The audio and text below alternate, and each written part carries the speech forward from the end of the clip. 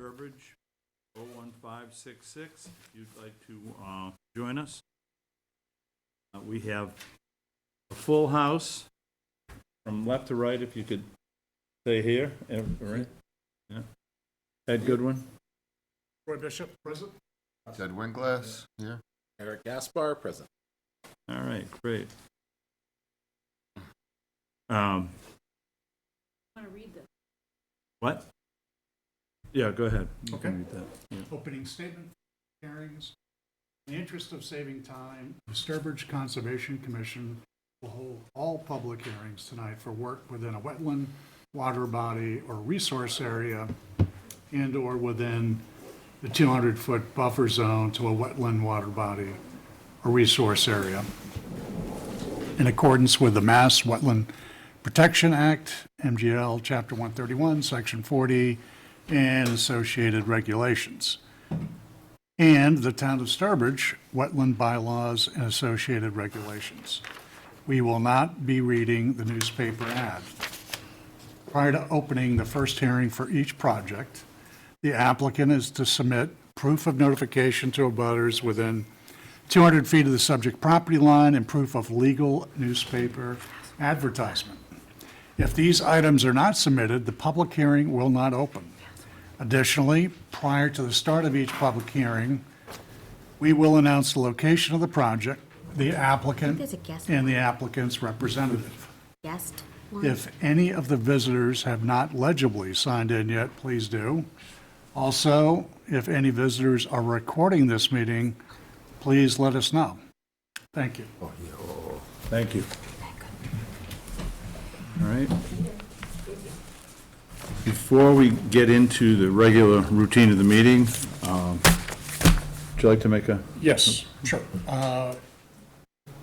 We are in need of a vice chair, and I'd like to make a motion to nominate Eric Gaspar as the vice chairperson. I'll second the motion to nominate Eric Gaspar as vice chair. Any discussion? All in favor? Aye. We have unanimous. Okay, great. You ready? From there, we can go into our first. Good. Okay, let's see. Go ahead. Just a little statement. I just wanted to recognize Rebecca and Aaron publicly for their contributions as women in the workforce and what they achieve and the work that they do for the town and this board. Thank you. Thank you. Here, here. All right. You're here. Don't forget it. I was afraid of that. All right, public hearing, 6:35, 2 minutes early. 130 Lane 9, notice of intent, replacing timber stairs with stone steps and landscaping improvements, DEP file number 300-1153. Written request for continuation until March 30th has been received. Correct. Yep. Okay. With that, all in favor of accepting the written continuation? Eric Gaspar in favor? Ted Winglass in favor. Roy Bishop in favor? Ed Goodwin in favor? Carsten Stuber in favor. All right. Where do you want to go, Beck? So first, we're going to go to one of our new business items because we have a little bit of time here. So we have on here Dan Krasnecki from Hamilton Rod and Gun Club, and they have a special land use application in front of you to use the Plimpton property. I'll let Dan go over the details of it, but this is for their R100 archery shoot, and this is a yearly event that they put on, and they do receive a yearly permit from us. Okay. All right, Dan, do you want to go over the event? Hi, Dan, how you doing? Oh, we can't hear you, Dan. The microphone isn't, the microphone Dan, is you not might be on mute. There we go. There you go. Okay. No, Oh. Well, are we on mute? Look at the I was bottom. gonna say, Yeah, we might be, No. wait, what's that? That's speaker off, right? yeah, maybe you got a wrong speaker. Oh. 57. No, that's. No. No. Dan, you want to try again? Sure, Dan Krasnecki. All right, sorry, my fault. Gotcha. That's all right, we'll let it go. So I'm Dan Krasnecki. I'm the archery chairman at Hamilton Rod and Gun Club. Once again this year, the club would like to host, or is in process of hosting, the R100 archery shoot. As in years past, again, I am petitioning the Conservation Committee to be able to use the property that abuts Hamilton Rod and Gun Club, formerly known as the Plimpton property. The dates of our shoot this year are June 9th through June 11th. We start basically Friday afternoon and we'll run until Sunday about 2 o'clock when we start to collect the targets. So what I'm looking for is permission to once again be able to use it. I've talked to Becky as well as Opacum. Opacum didn't have any issues with it. And again, we're good stewards of the property. So I was looking for the approval to go ahead and use it again this year.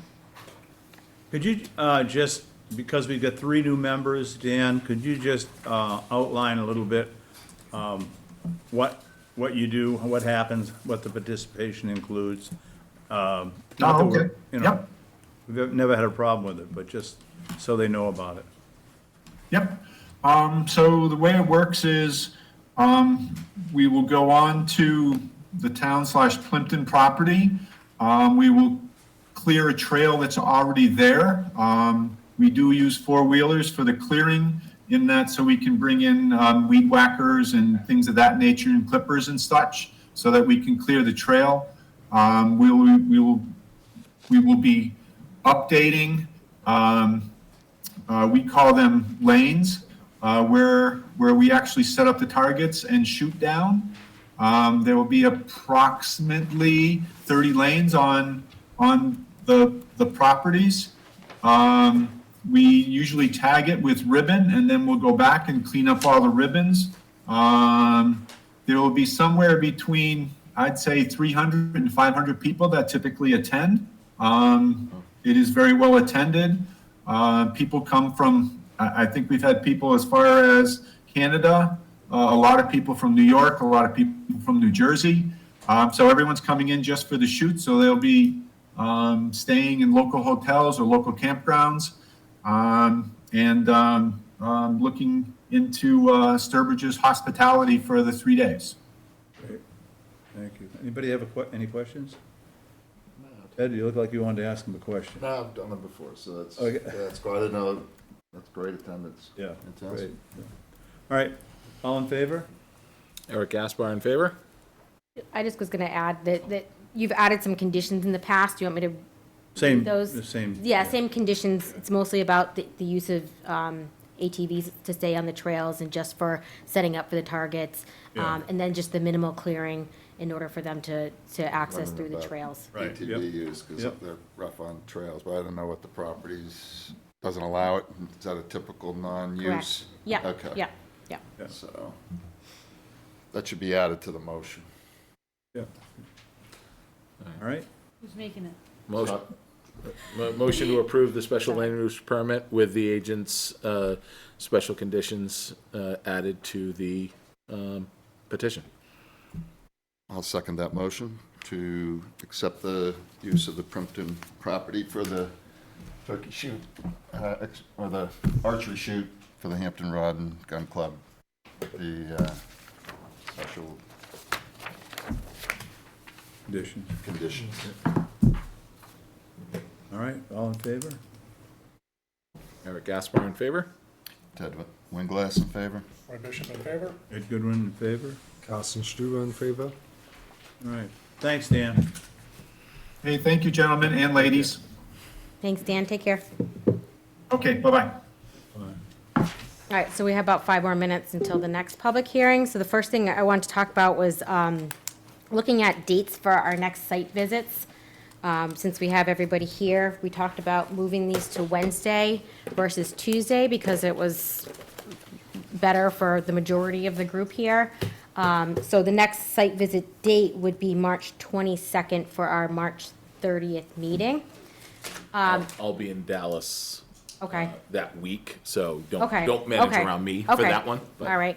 However, we have, Possibly 10 public hearings next time. Oh, boy. maybe not 10 site visits, but we also have a couple longer, bigger ones. So I think it'd be productive if we kind of, if people's time allowed, is to kind of split these onto 2 days. Maybe some of the smaller, quicker projects keep on one day and a couple of the bigger ones on the other day, or however you see fit. But I wanted to see what people's thoughts were on that. And if maybe doing it March 20th, which is a Monday, and the 22nd would work for everybody that's here. Or what other days might work that week. for 20th and people. 22nd, both in the same week? In other words, the Monday and a Wednesday. the Yeah, Wednesday? unless, people can do it the week before. However, that's next week, and we don't have all the applications until Tuesday. So it just puts a little crunch on trying to get Yeah. it done that week, unless that Friday, the 17th, people wanted to. Matter with doing them the week after, the And 22nd. it gives it very, very little time for us to get you all the information on the, before the meeting. With the site visit notes, I Yeah, guess. the But site we could visit do that. notes, We could do the, I mean, a review of the site walk? Because that's what you're just talking about, rescheduling, right? Mm-hmm.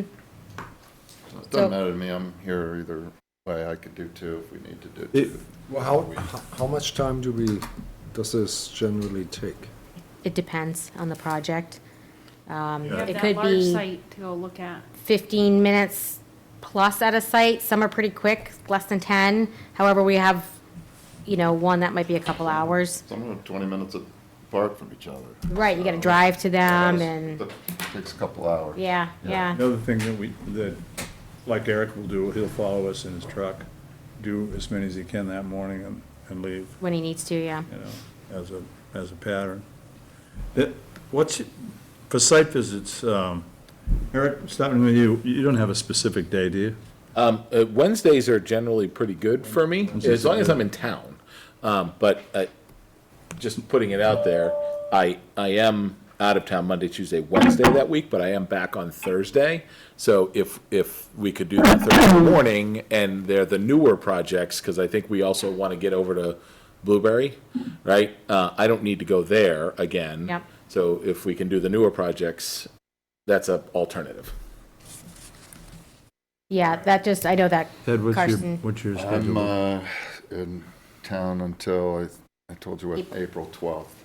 So But you I have can work pheasants on, appointments around that, I work myself. okay. I could probably also do Friday that week. Wednesday? It's just hard to try to do that, put Yeah, I that can do detailed Wednesday, agenda too. out for you Yep, guys, I get not, it. yeah. All right. So what's that date again? The Wednesday? Wednesday, the 22nd, and if we need to do it 2 days to March 20th, which is a Monday, do the other ones, divide them up. Okay, 20th and 22nd? Yep. So, in this, I think I'd rather have it one day rather than 2 days. What's that? Go ahead. I'd rather have it one day than 2 days. If- Okay, I mean, if- okay. I mean, That's fine by me, I just know that sometimes it hasn't worked for people, so if but you want to do. Either way, Yeah. What, just do all of them at once? Yeah. Bring a I gotta lunch. budget the time, I'll budget the time. so, Okay, no, I'll that's look at that too. 22nd, yeah. Yeah, okay. 22nd? Do them all on the 22nd. perfect, all right, got it. so then we do 9 to 12 or something like that? Yeah. Yeah. Might be a little bit longer. A little longer. We can Yeah. stop for lunch, maybe. As long as it's under $50. No, there's two of us. I didn't say I Oh, was buying you lunch, no. There's two of us. Okay. all right, what else? Anything else you wanted to go? It's 6:44 on here anyway, so we can jump to that public hearing by the time you read it and open it. Okay, I'll open it. So 6:45, 68 Paradise Lane, raise and rebuild of a lakefront cottage, DEP file number, we don't have one, huh? We do now. We do, yeah. What is it? 11:55. 11:55.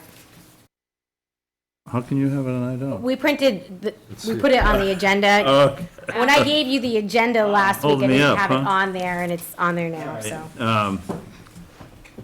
The owner applicant is Jeffrey Buchanan, and representative is Scott Morrison, Ecotech. All right, Ed, did you read your opening statement? I know we read that his opening statement. Yeah, pretty much, yes. Okay, Yeah. all right, just making sure. All right. There's a caller 01 on there. We know who it is? Oh, no, I didn't notice. Bottom right. It's on the phone. There's a caller on here, you just don't have your name identified on here. Can you just identify yourself for the record as an attendee? Sure. Sure, it's Laura Ernst from National Grid. Okay, thanks, Laura. Yeah. Yep. All right. You want to say proof of plan? Did you read that yet? I wasn't paying attention. Yeah. Oh, you did, yep, Yeah. yep, yeah, just before you start, Scott, just for the record, we do have proof of abutter notifications and legal ad to open the public hearing, so. The other pointer, oh, you got it. You ready? Is it working? Yep. Yeah, there we go. I'm gonna zoom in at all, let me know. Oh, I think it's fine. Just for the record, Scott Morrison from Ecotech, here with the applicant, Jeff Buchanan, and engineer, Peter Engel. It's an existing single-family house on the site. To get you oriented, this is Paradise Lane, Cedar Lake down here. There's a concrete, Big Alum, sorry about that. You really confused me with that. You said Cedar. Oh, It's okay, there's 7 lakes here. Yeah, I'll I give got you a them pass. confused. So there's a concrete wall here. If you recall, a few months ago, we were here with a request for determination of applicability for the stair repairs, which is underway. So I think the commission's probably seen the site in the past.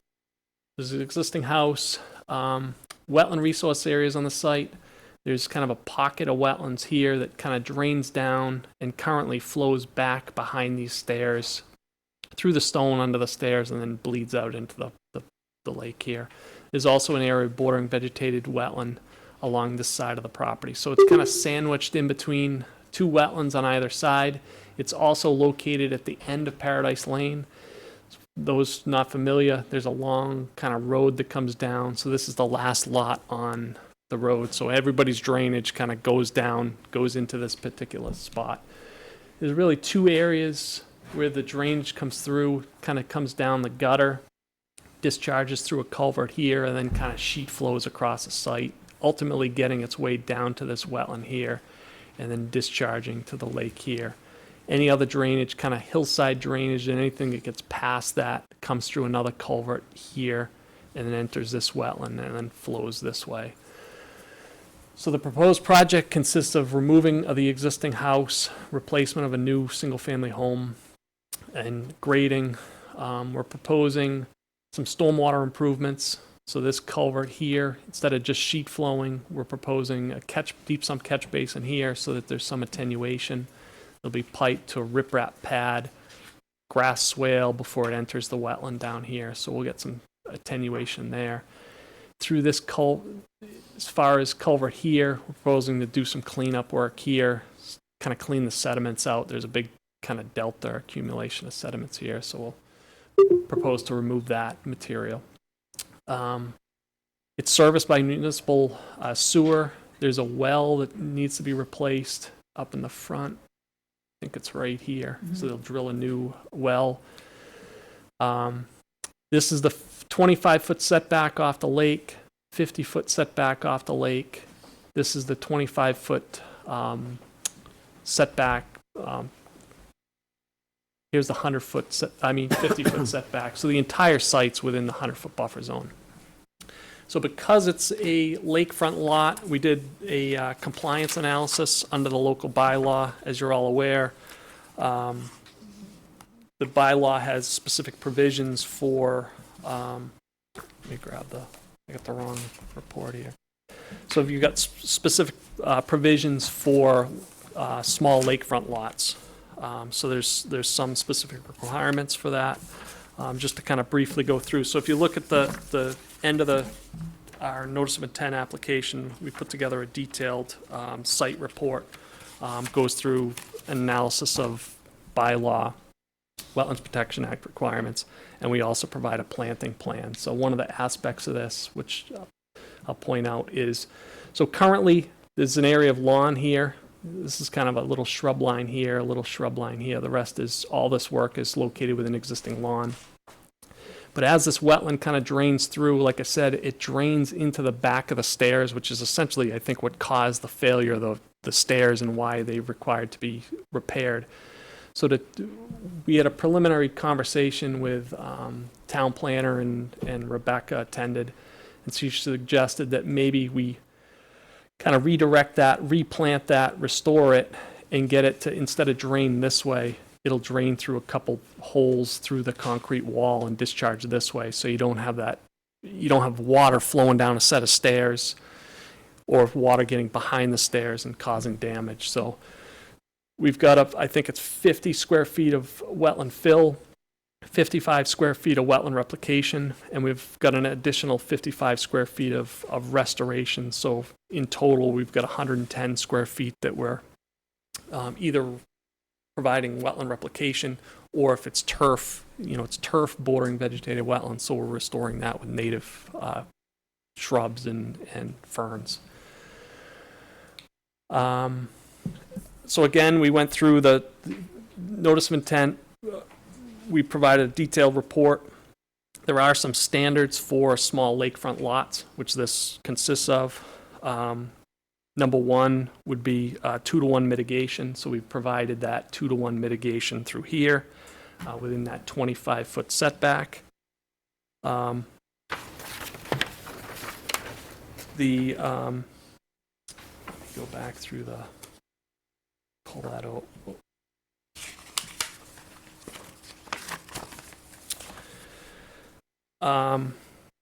And then, so the replacement area should be in the,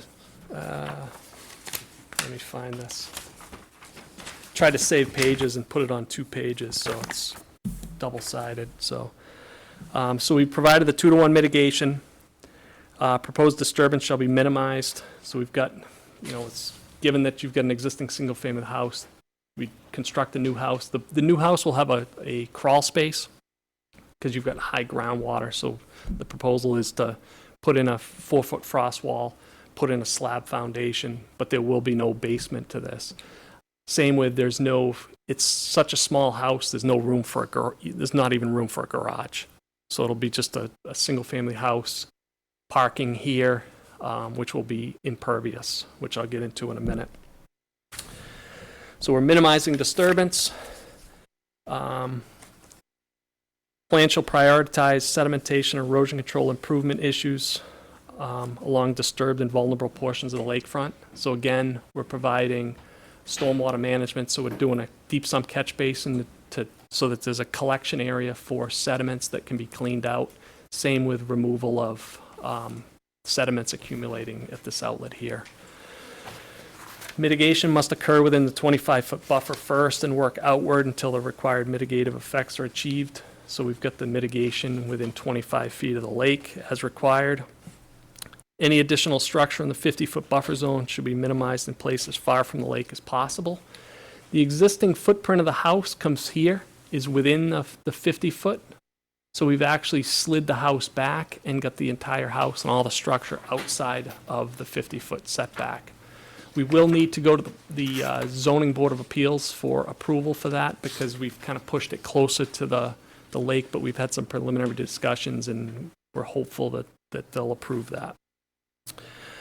Next requirement. To the road, you mean? Yeah. Closer to the road. Yeah, closer to the road. So the setback line's here. Yeah. And then we slid that. Said closer to the lake. Oh, That's no, why I corrected further it. from the lake, sorry. So it's relatively consistent with the adjacent houses, so we're hopeful that ZBA will approve that.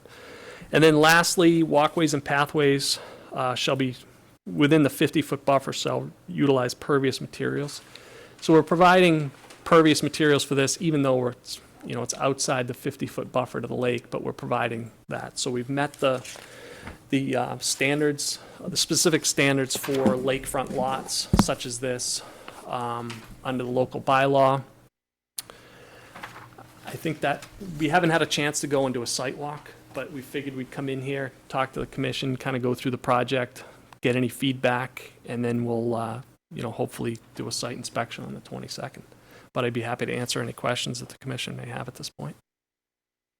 All right, Becky first. You got? There's no garage?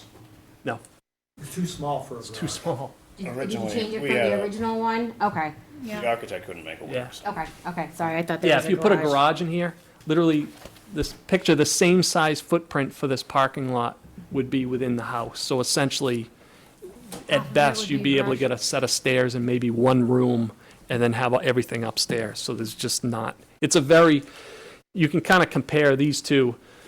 You know, there's a house next door, and this is probably roughly half the size of it. It's very modest. Yeah, if I could just, You gotta come up and use the mic. I was State gonna your name say, for the record, please. hi, and this is Jeff Buchanan, I'm the owner. You know, I actually own the house like next door to the left, which is on Mount Dan. And, no, this is fine. So, I've really worked, like, to make this house a small house. There's a big house, right next to it's a large house. So we're calling this a cottage, in terms of what we are doing. We've pushed it back as far as possible. I wanted at least a one-car garage in order to maximize the value for what you're building there, because it's expensive, the lot was expensive, and building is expensive, and it probably won't have as good a resale value, but it's just not really possible, and I didn't want to really, make it any wider. It's pretty narrow. I've really worked to push it back and squeeze it in back up as far as possible. Like you said, we still haven't gone to the ZBA. Hoping they'll approve the setback exceptions there. What'll the distance be? You own half the road, right? Yeah, except the road isn't necessarily in the right spot. Paradise is a public way, so the town Right. owns Oh, it the road. is. Well, Yeah. that part's private. This That part of- is not private. I do not own the road. Oh, Is okay. it the property across the street that owns What do you that think? side? The town owns the road on That part of Paradise? Yep. What's the distance to the road from the house pushback? Do you have that plan? I get the plan, I think it's 16 or 18 feet. I still have to have room. I have to drill a well, because right now there's just a cistern, like a 12-foot Okay. cistern, so I have to have room to drill a well. I'm gonna have to move the sewer over, because right now, like, the sewer is where, the grinder is where the corner of the house right there about. Okay. So, I mean, I just don't have any room. Yeah, You no, know, I so- hear you. Well, good luck. Hopefully they'll do that, because Yeah, it looks because to it's me like a 13 good feet, plan. 6 inches from That here corner, out to yeah. that property line. Yeah, and I didn't go to ZP. I wanted to come here first, Yeah. show you what I'm doing to try, like, to mitigate, and then I go to ZBA and say, hopefully, that I have the approval of conservation in order to, minimize any impacts on the land. Just FYI, I am on the Big Alum Lake Association. I helped form a new corporation last year that is totally dedicated to the water quality of Big Alum Lake. Have it tested for PFAS yet? Yeah, actually, it's pretty good, and we're coming here because we're going to get a new order of conditions for what we want to use for the water in the lake. But Great. the point is that I care about the water in the lake, and I didn't want to build a big, house here. I just wanted to do as much, minimal impact while still, preserving my investment in the land. Great.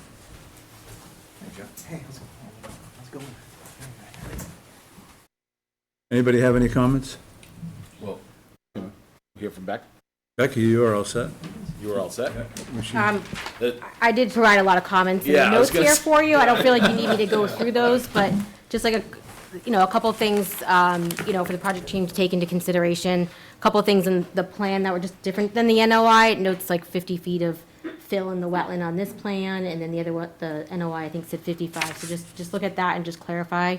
what's accurate. And then, since, even though it is a disturbed bank, you're putting in those weeping pipes in there, so we just want to count that as bank impact if the commission's fine with that. And then also too, like I put in the notes, like I've been at this property multiple times with the past owners, and, it was, a couple summers ago, we had a lot of rain, but they had some significant concerns about the saturation of the site. So just not sure, with construction and being able to put that foundation with the footings in, where like the seasonal high groundwater is and what concerns there might be, and how much water you might anticipate out there. I mean, those are things we can kind of look at a little bit more when we go out on the site. Yeah. But, right, and also, showing to meet the waiver. So this would be wetland fill, so it's a direct BVW impact that they do have to replicate, and you are adding that in there, but, that kind of balances itself out, I guess. When we talked about like stormwater improvements and thinking about that, because, right, we do have a lot of runoff that comes down in that pipe there, in that adjacent area. One of the comments, and we can look at it on the site too, is that maybe where the water comes out, they are adding a treatment unit here, which is a great improvement. But then it's piped down pretty far. It looks like it's almost about 50 feet. Maybe there's a way to have that outlet up here a little bit more and, add more of a bioretention area to help kind of manage some of that water. I think that could be a good improvement, something that we can look at when we're out there too. Yeah. But right, I think that, right, the project does require a waiver. There are exceptions for lakefront lots, provided they meet the mitigation that you feel is sufficient. The site, the edge of wetland, is partially within lawn on this side, and then it's right up against the side there. When we did stop there to look for the stair project, there was a lot of clearing that occurred in those areas, shrubs and herbaceous stuff, and, raking up all the ground cover, leaves, things like that. So I do think that, it's important that those areas aren't maintained in the future, and we did talk about that. But in some situations, as I put in the notes, you can, add some markers there that the, no disturb past here if you felt necessary. Sometimes in some of these situations, you've, added kind of a vegetated buffer, some additional shrubs or something like that, so you're not mowing up against the edge of the wetland. Those things might be advisable to make sure there's not any accidental incursions, and modifications of the wetland in the future there. Yeah, I just want to emphasize that I am proposing to take back lawn. I mean, it's a very narrow lot at the lake. So it's like, and I'm offering to give back almost a third of the lawn to, like to wetland, vegetation and stuff. So, and it's going to be right in front of the steps. But again, I think that is helpful for, the whole site in Lake, general. yeah. Yeah, and lastly, one last thing I just wanted to mention too is that I had a call with the architect on the project. One of the comments was, could you put it on helical piers? And he advised absolutely against it because, helical piers are only guaranteed for 15 years. Constructing a house on, helical piers may sound good right now, but it's anticipated that, 20, 25, 30 years in the future, you're probably going to have much more problems. And to deal with that after is very expensive, so you'd have to jack up the house. And kind of our thought was, do it right the first time, put it on a foundation, a slab foundation, get the drainage to work properly, add some stormwater controls, and just do everything right up front and make sure that everything works properly. Pete, do you know if you can put those drainage structures in the ground there? Yeah, so those two are shown, the one behind the house is like 12 inches below existing grade. The one in the driveway is like 18 inches below existing grade. It's not going to be 2-foot separation of groundwater. It is clean roof runoff. Not going to be in the so- groundwater though? No, and we can, those specific dry wells are only 18 inches tall.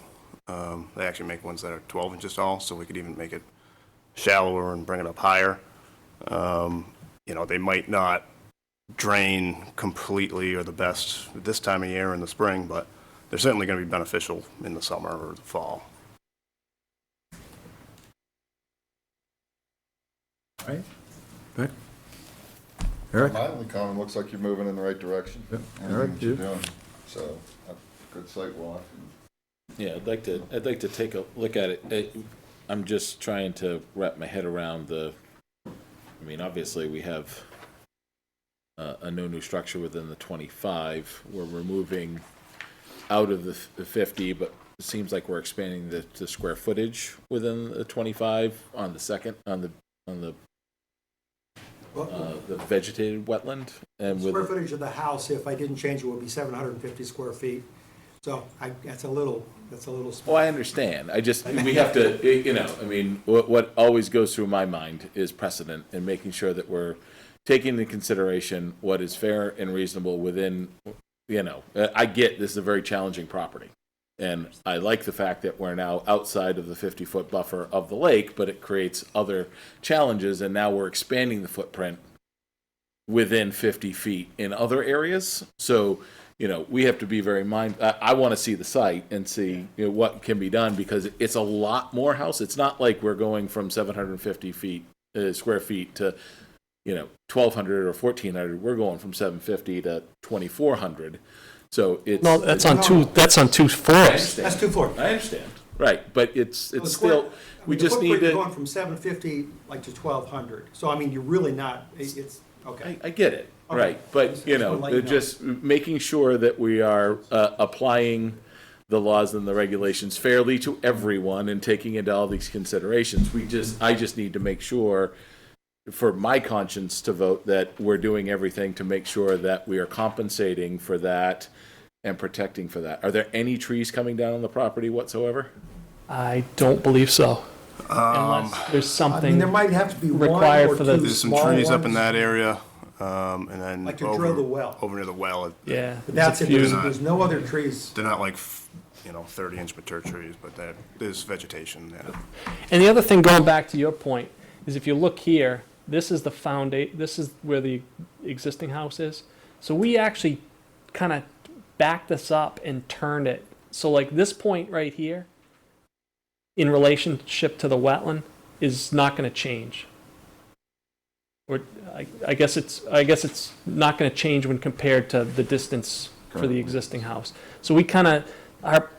If you look at the shape of this house, it was essentially backed up and twisted and shaped in such a way that we're maintaining as much offset as we can on either side. So there was a lot of thought given in. We had lots of thought. There's clearly been a lot of massaging done to this plan. I'm not complaining about the plan. Okay. I'm concerned about making sure that whatever decision we make, at least from my seat as one vote, is applied equitably across all projects.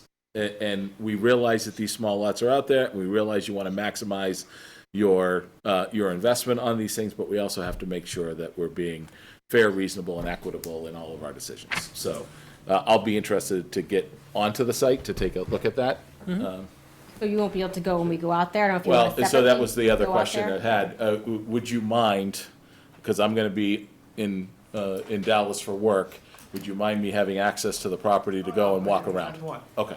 Did you guys, you stake the site for the site walk at all? No. Okay. When is that? The 20th? Second? 22nd, yeah. We can I'd have go that. after. Yeah, we can have that done, yeah. Okay. Thank you. Ted, you're up. I already said my piece. All right. Roy? When do you plan on going to the zoning board? I think we want to get through the conservation process and then file with ZBA immediately following. Just so you're aware, I think they're meeting once a month, starting in April. They don't have a meeting in March, so you might want to think about preparing that application for their April meeting, regardless if you're done with conservation at that point in time, which is likely you probably will be, just because they have, longer, timeframes for doing the legal ads and things like that, and they only Right. meet once a month, so Thanks for you that. you don't have to wait until you're done to file with them, Thanks for that so. insight. Perfect. All right, I think it looks good. The only, concern I have is the same one that Eric has, is that you're going from 750 to 1,200, which, we have to make a decision on. Have any? No? All right, so Uh, continuation? Let's see, public comment. Oh, yeah, And I'm first just the gonna- audience. Anybody in the audience like to speak on this? Is there anyone on the public line who would like to speak on the project?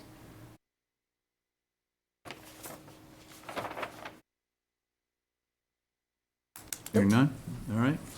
Motion to have a continuation? So moved to the 30th? Second. I'll second that. Any discussion? All in favor? Eric Asbar in favor? Ed Winglass, aye. Roy Bishop in favor? Ed Goodwin in favor? Carsten Stuber in favor? Thank you for your time. Have a good evening. Thanks, guys. Thank you very much. Thank you. Take care.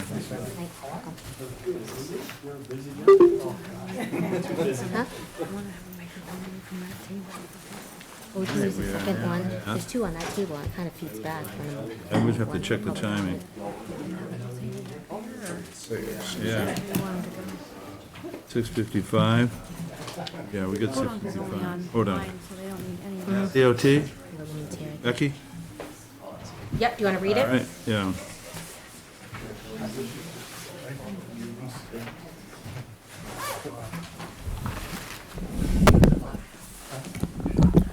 Diane, Do you want me to read the? yeah, go ahead. So, 655 Podunk Road, notice of intent, Mass DOT State Highway Layout, south of 248 Podunk Road, DEP file number 300-1154. The owner is Mass DOT, it's actually also the town of Sturbridge. Applicant is Mass Electric, representative is Heidi from BSC Group. They're requesting an order of conditions. For the record, we do have receipt of legal ad and abutter notifications. Okay, great. And Heidi, I can pull up one of the figures if you want me to, if you think that would be helpful. Sure, that would be great. I think, let's see, we have a figure that shows more of a wider layout. Do you want me to, so you can do you see- have it up and you want me to allow you to share your screen? Would that be easier? I have for it you? up, Great, sure. Yep.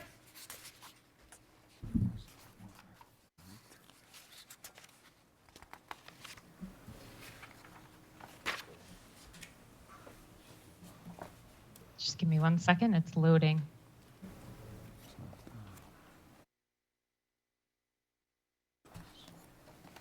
All right. Can everyone see this okay? And hear me okay? Yes. Okay, perfect. All right. Good evening, and thank you to everyone for having me tonight. My name is Heidi Graff, and I'm with BSC Group. As Becky said, I'm here tonight representing the Massachusetts Electric Company for their notice of intent for the Podunk Road soil boring project, which is proposed along the unpaved portion of Podunk Road located on town property, as well as the Mass DOT state highway layout. MECO has received a request to interconnect a solar customer, and they've identified that the 415L3 distribution feeder, which is present on the west side of Route 49 and along Putnam Road, is the most suitable interconnecting distribution line. And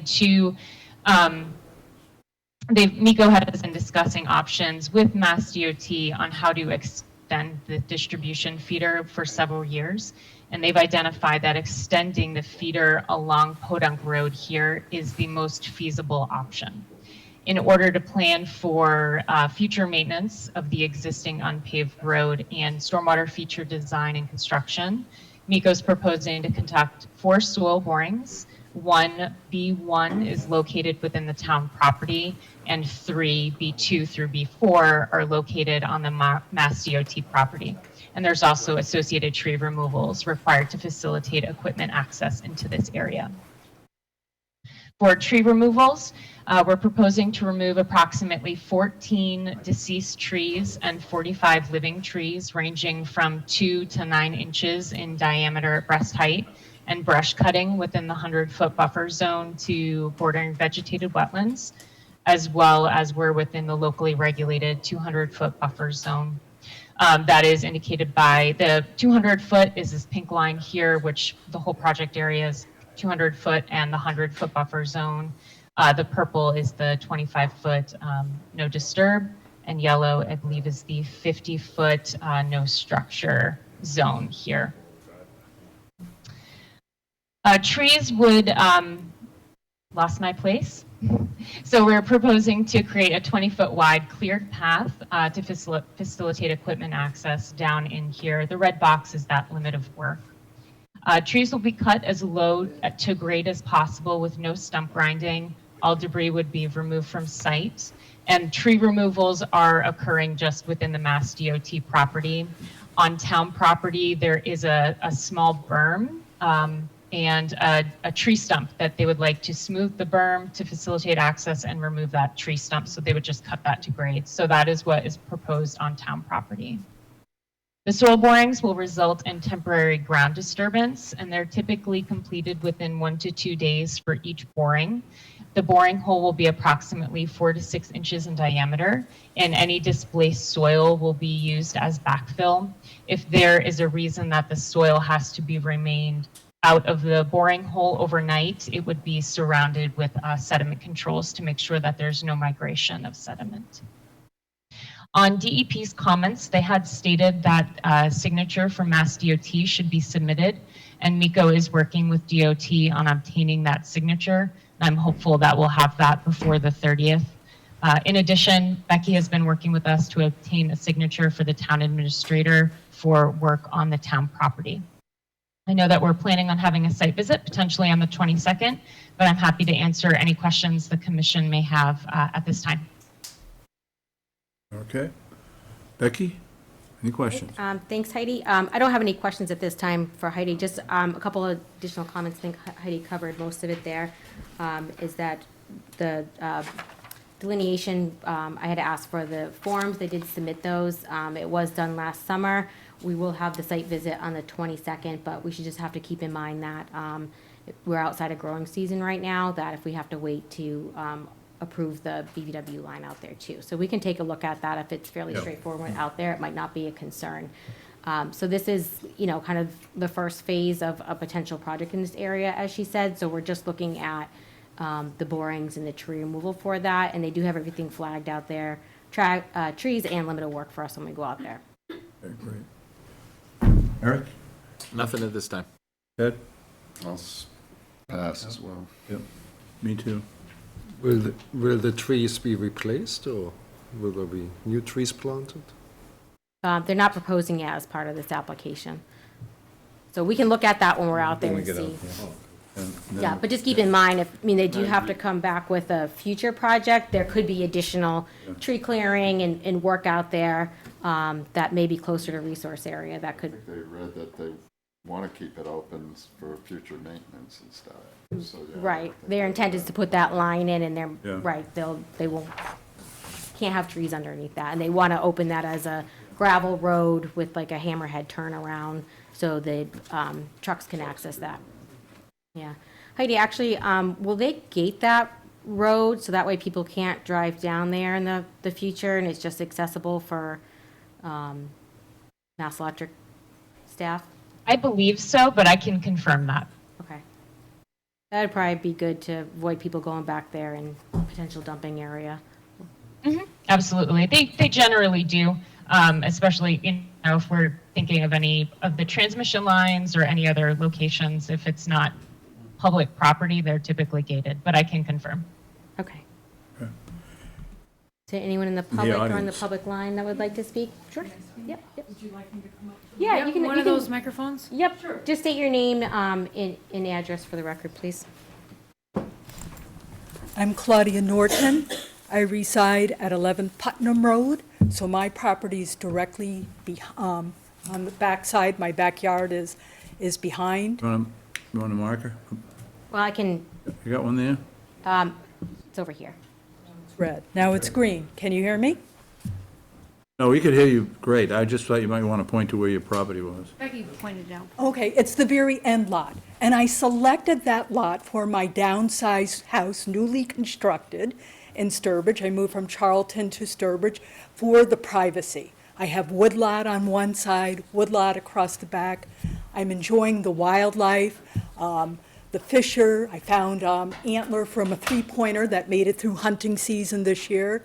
The flock of 10 turkeys that patrol our yards and roost in the trees back there at nighttime. The fox, the owl, the red-tailed hawk that comes through, variety of wildlife that we're enjoying. So I have concerns. I did have house before that had road between my house and some trees and the highway. And I found that the lack of trees resulted in increased dust and noise. So I'm concerned about the removal of trees back there and what's going to be replaced. I'm also concerned as well about it will be much more visible from the highway once that area is cleared. And so it could become a teenage party spot. Occasionally, there is a car parked back there for about a period of a half hour or so, just prior to hunting season. You know, I have no idea what's going on. Could it be a teenage party spot? There is occasional dumping back there, abandoned tire and stuff.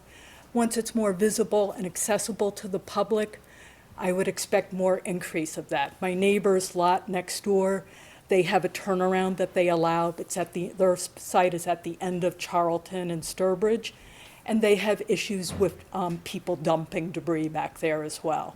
And I go through, I walk their lot, and I pick up, I clean up after it. So, you know, I'd like somebody to take responsibility for cleaning.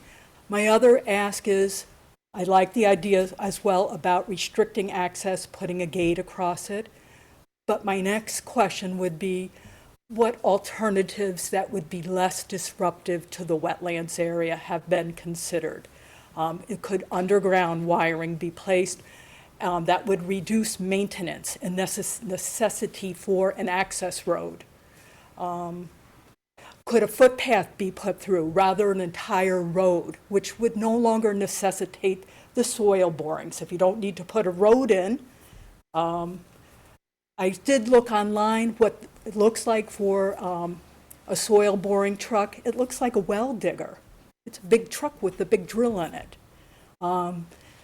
I've gone out in the morning, I walked my big retriever dog, walked down to the end of my lot and come back, and my dog alerted there's somebody standing on the end of the road. It was kind of creepy. That was one of the workers who was present there, and I had intended it to be a private lot, and there's an entire team of people there on a regular basis. So I think this probably was planned before the houses were put up. And now you have neighbors. And what assessment has been performed and studies to identify the impact upon the environment and the surrounding neighbors? Has that work been completed? I also asked, what is the duration of the drillings and the work that's going to take place? Over what span of time? I put in hot tub. I want to enjoy my backyard this summer, not have a crew of people back there. Heidi, do you have any comments? Yep, those are all great questions and concerns, Claudia. Thank you for coming tonight and raising those questions. I can get some more information from our forestry team as far as any potential visibility from the highway. The tree clearing is not going to extend all the way to Route 49. There will remain a tree buffer from that work area. So I can get additional information on the tree clearing. At this time, I can't speak to the responsibility for cleaning of other people dumping, but I can absolutely raise that question to the team, and I can bring back any information I have for the next hearing. So I've taken that note as well. I can also ask our team about underground. I know typically they were evaluating this for overhead, and in order to have access to those poles in the overhead line for emergency situations, continued maintenance, they are looking to have a gravel access road, so that way they can access, if anything happens, they are able to get to those poles safely. And Where do would any that gravel access road be? Can you point to the? It would be right in this area. In this area here? Yep. And those 4 poles connect to what? Is this, these are house lots here that you've got in white? Yes. So yes, so in white, these are the parcel lines. Okay. These are not pole locations, those are just the soil borings. No, I know that. I'm just, where are you going with the poles? They're going up, see my cursor, they're would- going up this podunk road, see where it says POD? Right, okay, all right, The yeah. further you go that way, there is actually a section of paved road up there, but they would they would have to stay within the right-of-way of the existing podunk and the portion that was abandoned there. Okay, all right. Correct. Yep, so it would, the line and future poles, it would be, right in this area and then go across the highway. So that gives you some of your answer as to where they're going. Yes, I realize that. I also work from home, and my neighbors do as well. So I was also concerned about the duration. Will there be any interruption in service for my internet? I much enjoy working from home in Sturbridge than making that commute into Cambridge. So I much prefer not to have to commute. Heidi, how long is it Absolutely. going to take? I can find out from forestry how long the forestry activities would take. For the soil borings, it's a day or two per boring. And any So consideration. it's not a long duration. Sorry, any consideration for alternative, less disruptive methods? So MECO has considered several ways to connect the solar customer using the distribution line that crosses here that avoided this area. But from a feasibility standpoint, this was the one option that works that Mass DOT agrees to as being an option they will consider. So there were at least three other directions and locations that were considered. May I also know, too, what future projects are being planned as well for this site?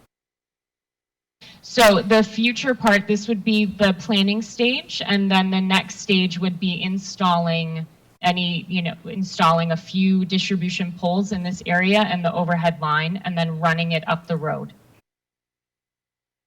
I have a question.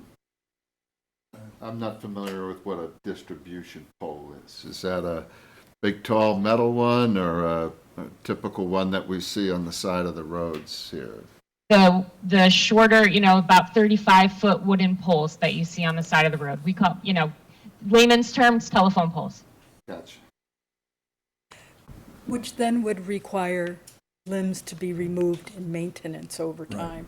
Whereas when I had a previous new construction house, the wiring was underground and eliminated that need as well. It was less maintenance. Yep, I can absolutely ask the distribution engineers about that. Less maintenance, for sure. Go ahead, Heidi. Yes, sorry.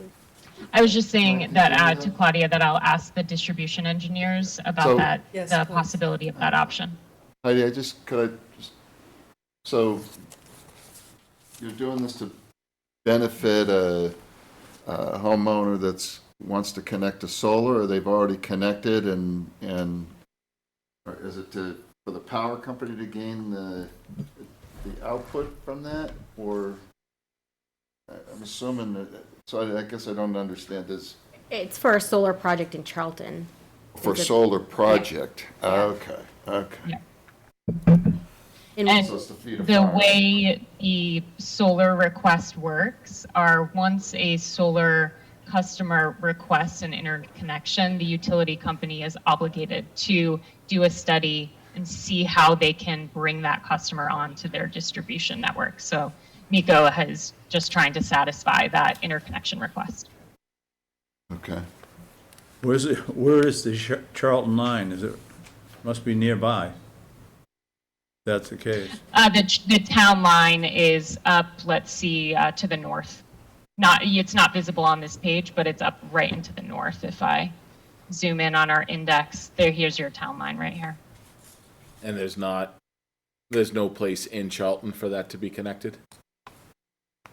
No, because it's based on the distribution feeder. So when they do their studies, they look at all of the substations and where those distribution lines are coming from and what distribution line can support the load from that solar customer. So Right. This is the distribution line that can take on that customer in this area. And I guess I understand that in concept, but if the benefit is all going to the town of Charlton and the cost is all sitting on the town of Sturbridge, that seems to be an imbalance. No? I understand what you're saying. Why wouldn't the lines run along the road, either Podunk Road, Putnam Road, or along Route 49, rather than swerve around through this and cutting trees in the wetlands? Heidi, answer for that? Yep, sure. So DOT for working along Route 49, they have a requirement that anything, if we were to run parallel to Route 49, the poles would have to be 200 feet off of the road if we were going to run parallel. So that option, it isn't feasible there. And they would be continuing up Putnam Road. Oops, that's the wrong button. But we have to come over from Podunk Road over here. Could So we along have the to highway, cross. I'm sorry to interrupt, but Charlton would be on the other side of 49. could the lines be done underground along Route 49? If the poles are not That must an be the other option. connection feeder right there. Yeah, there's that one. Underground going along the DOT highway was evaluated, but it was an exorbitant cost. It's over $12 million to go underground, and that is not financially feasible. You have a question? If I follow what I believe to be your electrical line, and you cross 49, Right here.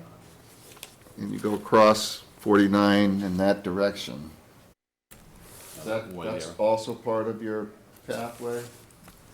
See that narrow strip through there back? Are you talking about going Am I over? going the correct direction? Yeah. Is that a road? That's Podunk Road. That's Podunk Road? Oh, This is that's- Podunk Road. Okay. Okay, it's just, all right, it's the way I'm looking at the, all right, so we're on that side of Podunk, 49. Do you want to see it on a GIS map real quick, or? You know, I looked at it before I Okay. came here, and it was somewhat kind of confusing, the orientation as I was. I think we looking need at it. Now I to, understand where, Yeah. have a site visit. so think we're at a Charlton's point this where- way. Eric needs to take a day off, and we're gonna go take a look at it. Hey, you know what? I've bushwhacked through that Route 49 area plenty of Oh, times with boy. you, Ed, so. I admit. Yeah, and for me, I mean, I get that communities need to cooperate with each other, but I would like to see what other alternatives could be possible by having this routed through Charlton instead of Sturbridge. I think it's an unfair request to burden the wetlands of the town of Sturbridge for the benefit of the town of Charlton without seeing what the alternatives are and weighing what the differences are. That's from my seat, but I would like to see it as well. A site visit, Yeah. you know. Oh, and, how was that studied? What's the cost difference of sticking it on Sturbridge and our residents versus? We're going we're a through ways Charlton? from that. Let's take a look at it and see what the, where the pipes, the poles are going. Thank you. Yeah. Thank you for coming in. Thank you for coming in. So we'll probably have a site visit on the 22nd. We will be in your, I don't know what. Take a look at the site and see what's going on. Heidi, if I wanted to gain access, because I will not be in town on the 22nd, would the property owner give me permission to go and look at the site? It's town of Sturbridge property back there. Well, where that- but it's also, And it's the state back Oh, there it's too. state. Yeah, So, so you're all set. If you I'm just all walk set. down Okay. that Yeah. road. all right, thank you. All right, continuation, all in favor? Eric, so moved. Aye. Or Bishop in favor? Ed Goodwin in favor. Carsten Stuber in favor. Okay, so continuation to March 30th. The meeting starts at 6:30. All right. Great, thank you so much. Thanks. And I'll see some of you on the 22nd. Thank you. So we are now to 505 Main Street, NOI demo of a commercial building. Becky, you want to make the announcement? Yes, so we had received a written request for a continuation to our next meeting, but today we did receive an email from the applicant requesting to withdraw the application. There was no explanation with it. So they would like to withdraw it. Well, that's easier. Do we have to vote on that? Yes, we need a motion to Oh, Motion to approve the, accept. Accept. or accept the, what is it? Withdraw Removal? without prejudice. The withdrawal without prejudice, how's that? Have a second? I second Yeah. that. second. Yeah, for 505 Main Street. Roy seconds it. Yep. And then. Any close- discussion? Oh, sorry. All in favor? Eric Gaspar in favor? Edwin Glass, aye. Roy Bishop in favor. Ed Goodwin in favor. Carsten Stuber in favor. All right. That was quick. We need to close the hearing, right? Did you close it? Yeah. Okay. Done. Oh, we did not make a motion to close the public hearing. We just to accept the withdrawal. Okay. So, but we never opened it, did we? We did open it. Yep. Yeah, So and we then have we to close continued it? it. Yep. All right. Motion to close the public hearing. I second that. Any discussion? All in favor? Eric Gaspar in favor? Edwin Glass, aye. Roy Bishop in favor. Ed Goodwin in favor. Carsten Stuber in favor. So they don't have to splice this together on YouTube. I would like to make a motion that we accept the withdrawal without prejudice at 505 Main Street. Second motion? Well, we did it out of order. Oh, you're right. All right. I'll second that motion to accept the Withdrawal. withdrawal without prejudice, 505 Main Street. All right. Anybody want to second I think you just said it. I second. it? Oh, you did. I'm sorry. Okay. All in favor? Eric Gaspar in favor? Edwin Glass in favor. Roy Bishop in favor. Ed Goodwin in favor. Carsten Stuber in favor. In favor. That is Again. withdrawn without Yep. prejudice. All kinds of votes. All right. We are now up to Lot 3, 20 Fisk Hill Road and 30 Main Street. Future road name, Berry Farm, NOI, construction of 68-lot manufactured housing community, DP file number. Do we have a number? No. No file number. Can you open up the public hearing? You guys share that one. Justin wants to talk, make sure he. So just for the record, we do have receipt of a butter notifications and legal ad. So we can open the public hearing? Yep. Okay. All right. Gentlemen, how you doing? If you could introduce yourselves and go from there. I'll start. I'm Justin Stelmach, the applicant. Peter Engel, McClure Engineering. And Brian Madden from LEC Environmental Consultants. And we are here tonight to, I guess, reopen our new public hearing for the proposed 55 and older manufactured housing community. So I'll start off, I'll just give a brief overview of the project again. I know a lot of you have heard this, but for the new members, just to talk a little bit about the project. Brian will give a overview of the wetlands, and then Pete can talk a little bit about the stormwater. Before I get going, I just wanted to bring up the detailed agenda. Was able to read it, and I wanted to say I was a little bit disappointed with some of the information that was in there, because I feel that it didn't capture the true history of the project and the improvements that we have made over the last 11 months. I know that there was a lot of questions and concerns around quorum issues and voting and members dropping off. The unfortunate passing of one member and then 2 members coming on. So with all that being said, I do feel that we made a lot of improvements to that, and I feel that as an applicant, we have shown that we're here to work with the board and to bring a successful project to the town. So what we would like to do with that is we would like to give a written response and have that received, or give that to the board before the next meeting, so we can have a bigger conversation around those items. at the March 30th meeting, if that's okay. Great. I'd like to have that. Would be good. If that response is going to be a response to those bullet points Yep. that are outlined, that would be, that's a step in the right direction. Yeah, that's what we anticipate. Yeah. So, Because in my reading them, I thought they were pretty much right on. And, other than maybe a couple of lots that you guys backed off on, yeah. I didn't, see that they were out of line in any way, shape, or form. Okay, well, we would like to have the opportunity to give that response, so we appreciate that. Let me give you a couple of examples. If you're talking about, let's use no-salt zone. Okay? Did you guys ever see a no-salt zone? As I said, we would like to have our written response. We didn't really want this meeting to be about going through those bullet points tonight, if that's okay. You don't want it to be, okay. No, we would like to do the presentation that we were going to do at the last hearing. Okay. So with that being said, I'll start off again, just give a little introduction of what the project is.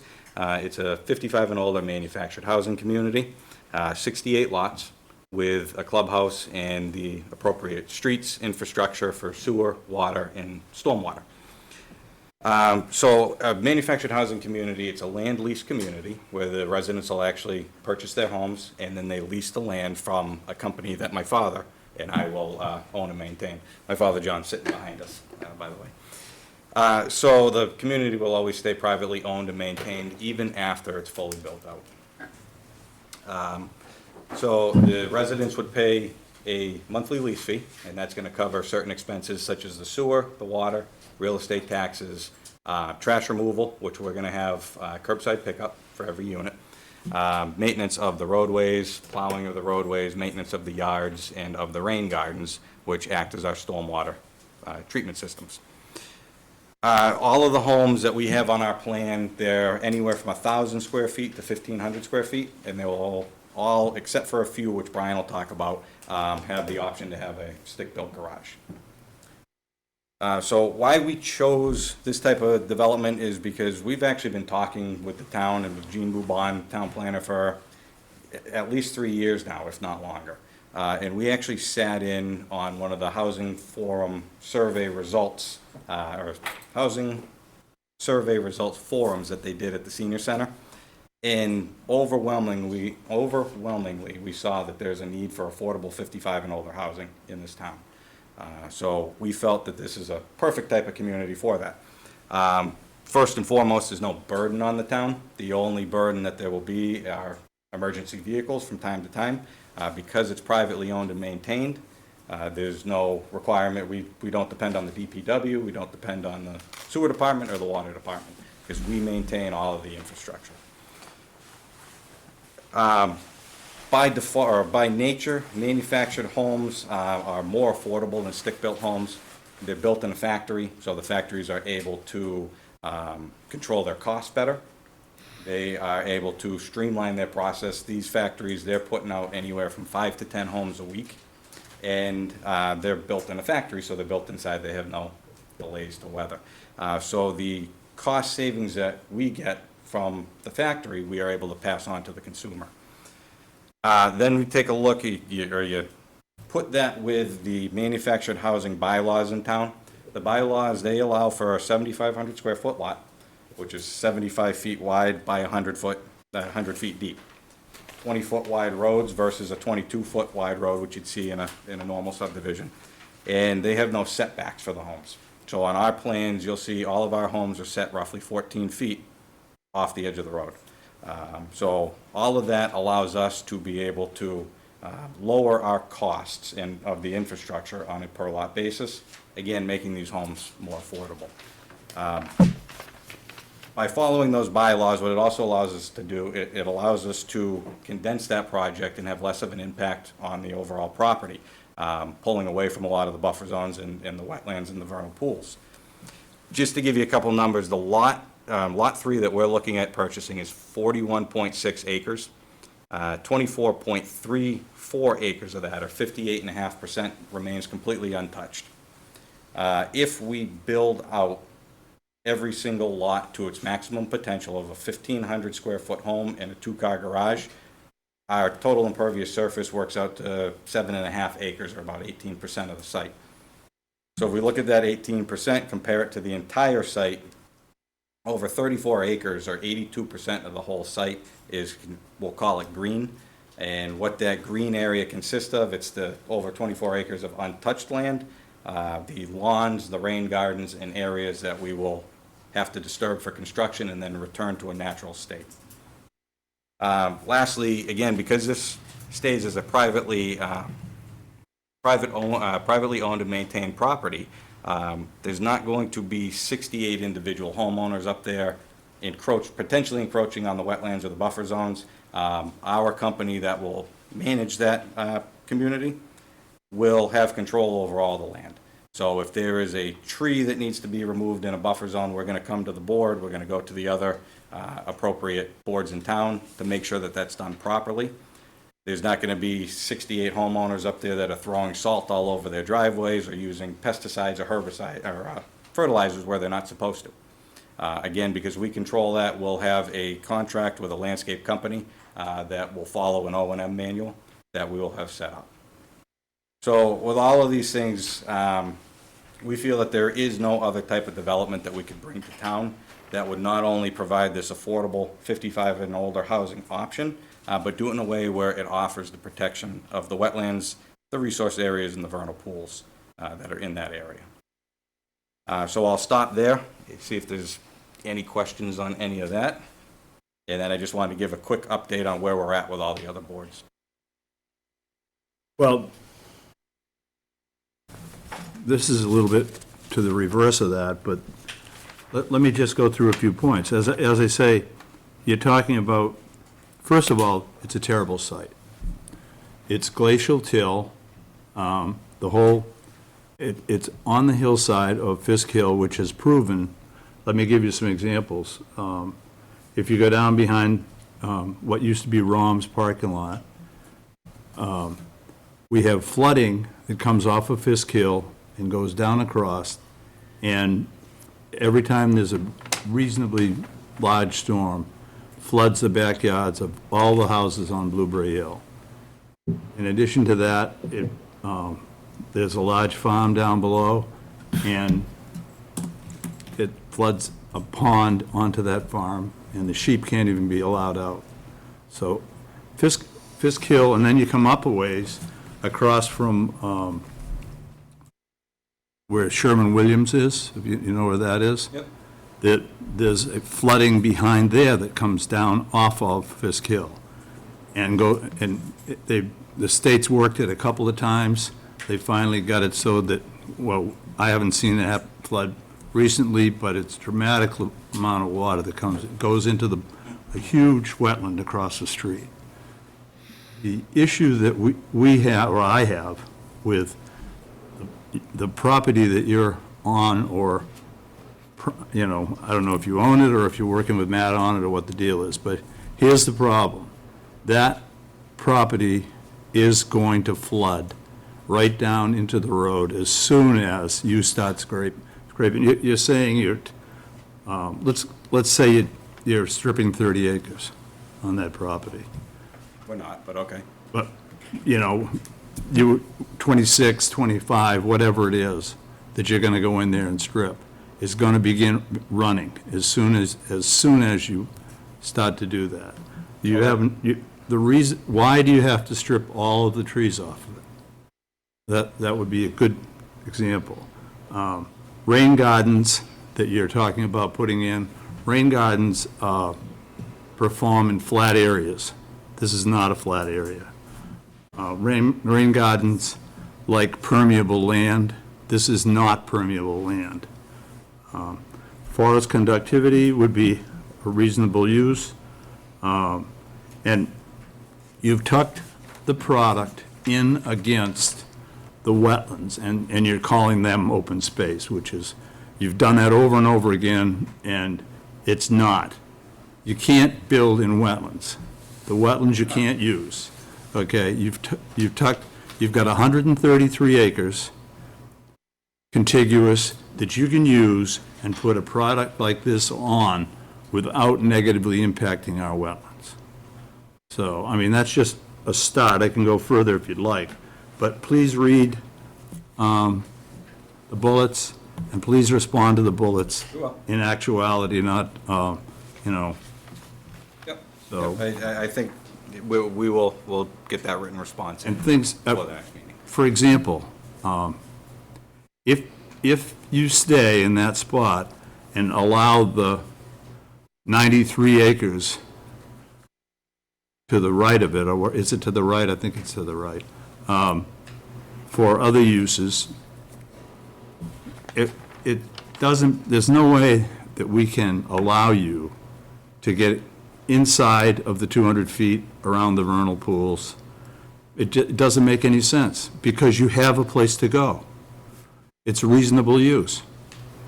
We don't have a place to go because. No because. We are confined to the lots that Matt Sosik created with his project that was approved by the board. So we're working within the. No, it hasn't been approved by the board, and it doesn't, you know, you can't, it's a reasonable use. You cannot create your own hardship. This is a created hardship, and from my point of view, and I'm not speaking for any of the members, but from my point of view, you're going to have to deal with it as a created hardship, slide away from the wetlands, use more of Matt's land. I'm sure he'd love to have you.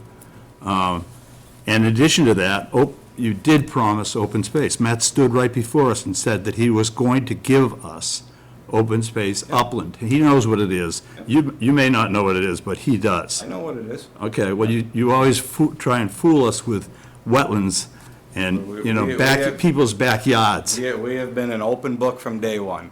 You have. No, you're great. You know, I But think these that- these are issues that we've walked over and walked over and walked over. Well, with the hardship, I just want to, on that, the hardship has nothing to do with us coming in with our application.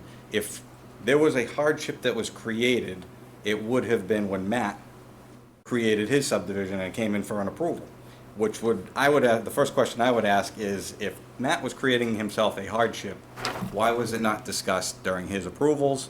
Why was his project ultimately? Because we weren't offered 68 houses on the lot. Our project was on Matt's. 71. It was mentioned Our to project was Matt mentioned during from his day one. permitting Yeah, that but the that point could is be, that that it- could create a potential hardship by laying out the road like Yeah, that. yeah. It was disclosed Okay. at that time. Any other questions? Any other? So remind me, just because we're going back Yep. a ways, this project originally was 71 We houses? had originally 71, yes. And then the 3 that were given back where and for what purpose? Along, You want to put I'll I'm answer just that. trying to, I'm sorry, I'm getting older. Yeah, no, I mean, do you mind if I? no, go ahead, yeah, you can answer the question.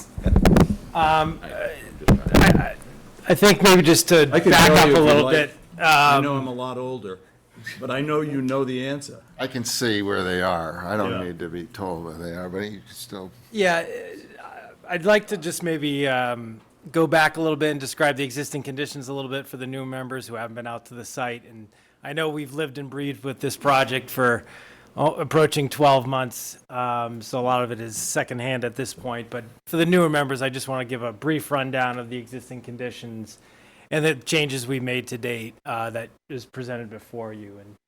And would it be possible to maybe pull up one of your Yep. color drawings? Which one would you like? the two in the Yeah, one the- has the same. They're just different colors. Yeah, I think Well, no, The one one's with the less vernal colors, pool buffers. less colors. so. I just want to go over the resource areas in the buffer zone setbacks, where the project stands, and some of those revisions we made to date. So this is just the vernal pool Yeah, buffers. that should be adequate. Thanks.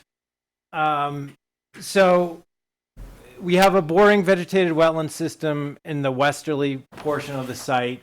The top of the page, or the left-hand side of the page, is north. This is coming off of the subdivision roadway that's under construction right now. This wetland system contains 2 vernal pool systems. There's an isolated pool, put it that way, within the southerly portion of the A system. That is within a confined bowl depression. I've studied that now for 2 years, and are proposing to implement a long-term vernal pool monitoring plan that I'll get into in a little bit. But at this point, more or less, there's a little bit of a drainage divide, and an intermittent stream starts to form right in this location, and it flows down as the topo gradient descends to the north. So this vernal pool system highlighted in blue here is part of a stream system where it's flatter and wider, and you have some pockets of standing water. And I've documented spotted salamander breeding activity within outside of the main flow channel. And so what we have here is the 200-foot buffer zone shown. There's also a third vernal pool within the interior of a bordering vegetated wetland system in the easterly, southeasterly portion of the site.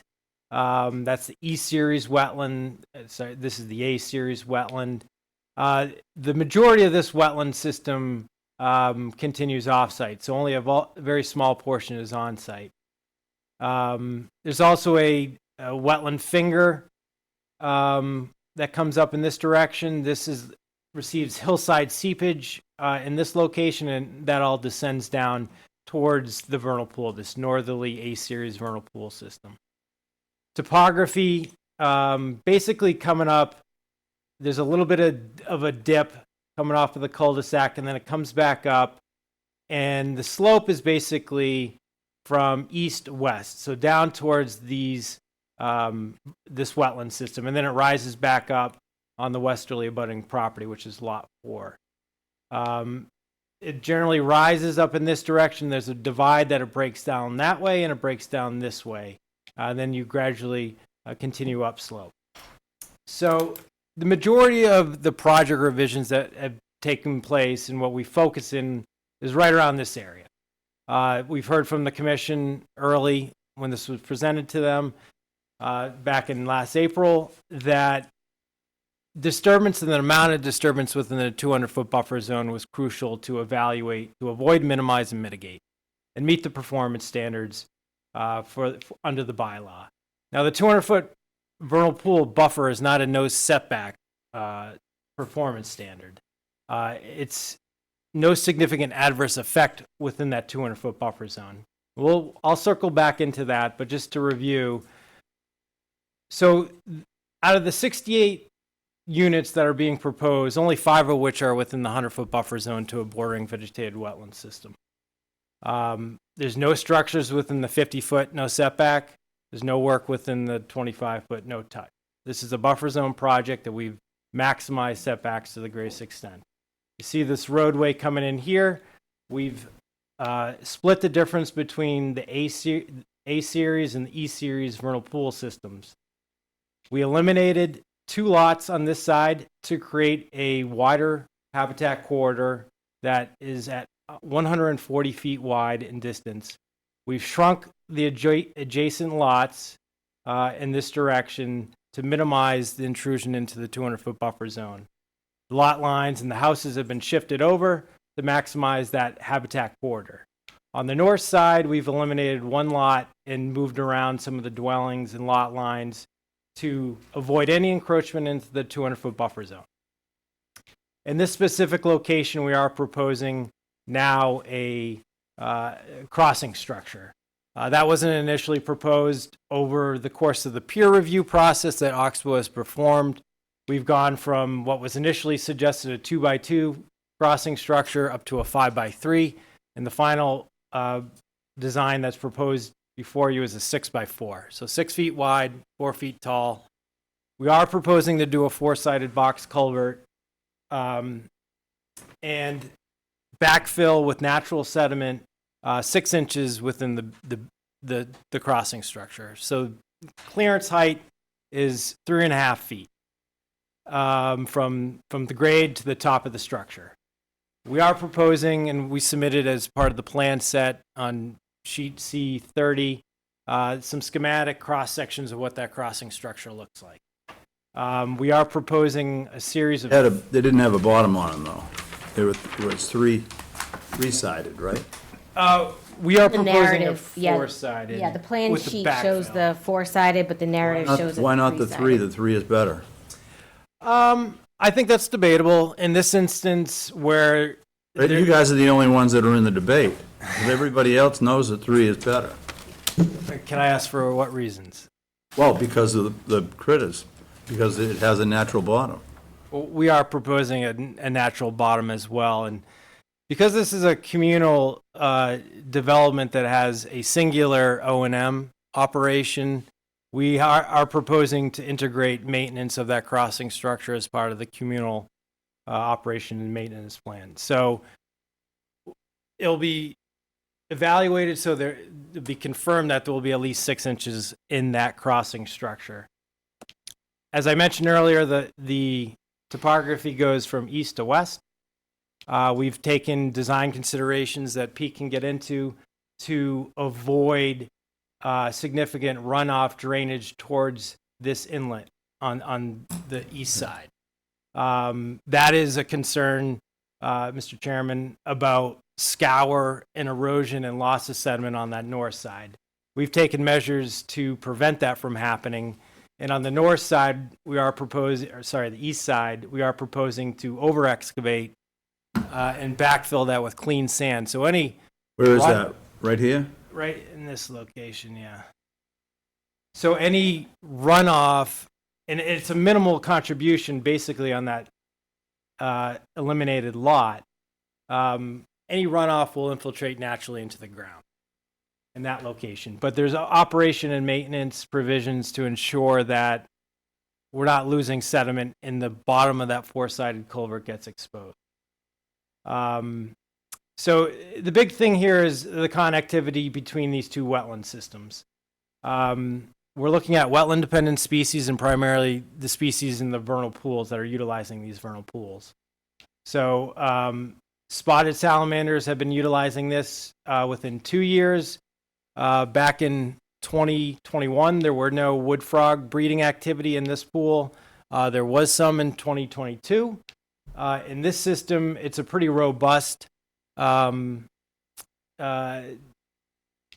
pool activity, although my evaluation has been limited to this very northerly tip to it, because again, it does extend off site, but it's based on evaluation, has a lot more habitat features for a variety of wildlife, where this one I would characterize as more as your kind of typical vernal pool, isolated bowl depression that dries up over the summer months. This is more of a semi-permanent water body system with a lot of wetland vegetation in the interior.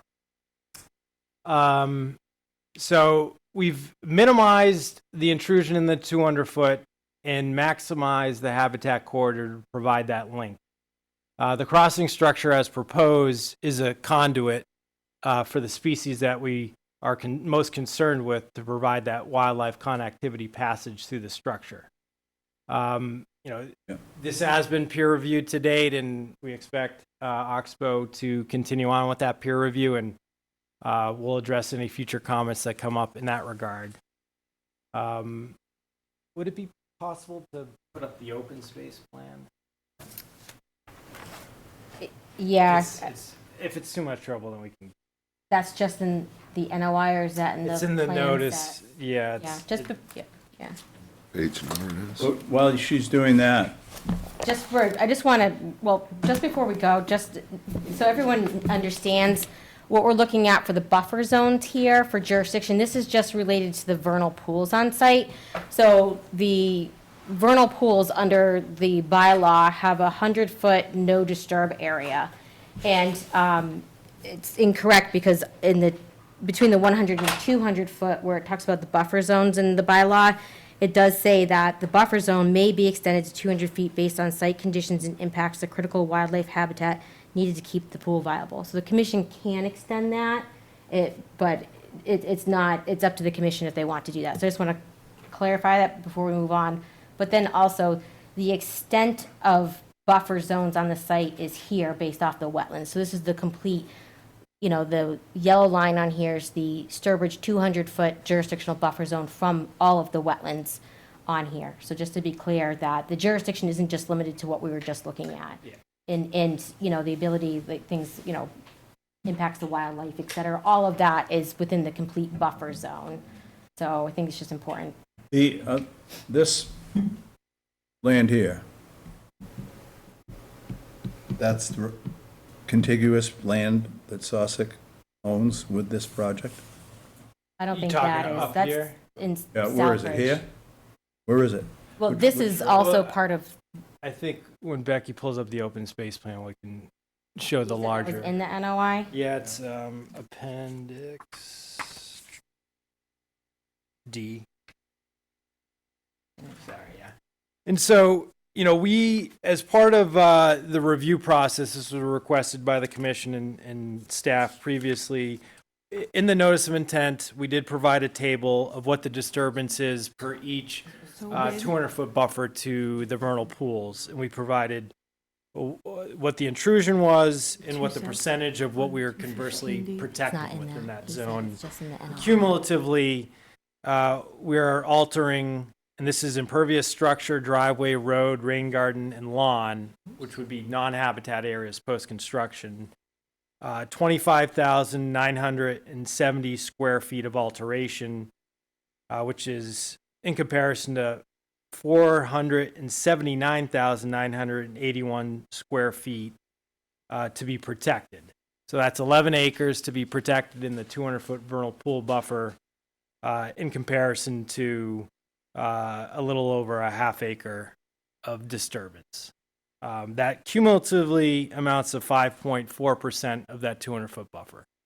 So I feel that we've addressed the concern or the performance standard relative to the significant adverse effect in comparison to what we're proposing to protect. Isn't the open space plan, but Yeah.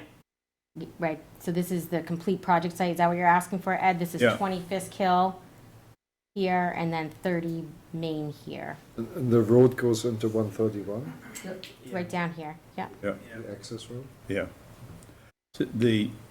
My Yeah. point is that you could have moved away from the vernal pools and the wetlands with the housing if you had expanded it into the other portion of land. Period. I don't see it The lot before you is lot 3. I think we want to keep to the specifics of the performance standards as it relates to. I understand your position on that point, and hopefully as part of this, we address some of that via the open space, because our open space is not limited to the lot. We are proposing to protect additional land on that adjacent land, lot 4. Thanks, Becky. Sorry. Yeah, still working on it, it's just taking a little Yeah. time. So, I just gotta share it, so, okay. for the record. So you're making an announcement that you're protecting a parcel of open space? Well, we've proposed this for several months now. So the blue area is the area we're proposing for permanent open space. What are those little dots?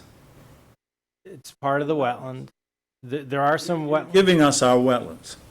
You are so generous. There's significant. We're looking for open space upland.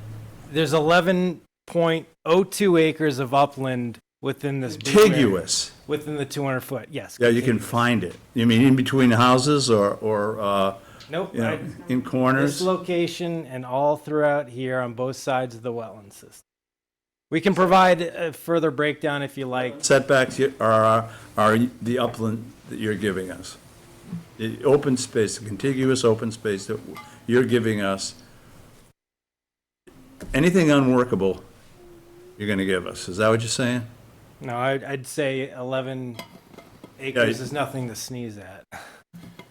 But, so just to review, so the 24 acres, we're proposing to put in a permanent restriction. And this red area is what Matt is donating conceptually to the state. And there have been discussions with the state on that end. Get by conceptually. Well, we are proposing. You guys are always complaining about how long this has taken. Get by conceptually. We haven't complained about how long. Well, I thought I heard you making some comment there. I think This would be great. Yeah, I mean, that's out of our control, but that is in the works as far as I'm aware. But the blue is what we are Not committed out of to. your control. It is. I know these guys haven't given Matt all their money. I know it. Well, Matt Sosnick's the property owner. Property still owner of the hasn't- whole site. So Matt Sosnick is the property owner of the whole Yeah. parcel. We obviously have a purchase and sale agreement to purchase lot 3, subject to our approvals. The red area there is what Matt has represented from day one through his approvals and through his proposal will be donated land at some point. The line to the, I guess, more to the south there, that line could shift. What Matt has says is if it shifts, it's going to shift and give additional land than what's represented here. So at a minimum, that is what Matt has committed to donating. And we worked that out with Matt because we wanted to make sure that there's connectivity between what is in the blue and what is in the red, because ultimately, as you move further north or to the left of the page, that land ties into land that's already owned by the state. And I think Ron had mentioned it in one of his peer reviews that ultimately it ties into roughly another 2,000 acres of untouched area. Absolutely. So we are trying to take our open space and connect it to that bigger continuous piece. All right, anything else? So some of the more materials that we had submitted that I know the peer reviewers haven't had a chance to get into yet. We are proposing a long-term vernal pool monitoring plan to study the areas for 5 years. And we're proposing to do biological assessment of breeding productivity within the 3 pools, in addition to water quality testing. I laid out in that plan exactly what we would test for. I know a lot of the concerns and questions have revolved around salt. And in concert with that, we've developed a reduced salt application plan that implements a series of BMPs to significantly reduce salt application within the roadway system itself. Comparatively, the state in low salt, reduced salt zones has an application rate of 240 pounds per lane mile. DPW in town applies at 250 pounds per lane mile. We are proposing to reduce that by 25 to 50% by implementing these BMPs. And, we certainly, we'll wait for the peer reviewers to provide some feedback on that response. And Pete can get into this a little bit more. The rain gardens have been designed to consolidate the project, to maximize large open basin areas and take up more open space areas. I would defer to Pete as a professional engineer and the peer reviewer to provide definitive comments on the functionality and design of that. But I think we worked hard to address the commission's concerns. We realize we still not may be eye to eye, but we're open to entertaining any discussions, constructive feedback, and try to make this the best project it can. If I may add. Oh, So wait a minute. we've been talking about that red area for a year. Like, what's the holdup? I mean, I realize that Matt is looking to retain his flexibility, but the challenge is, right, it's all hopes and dreams, right?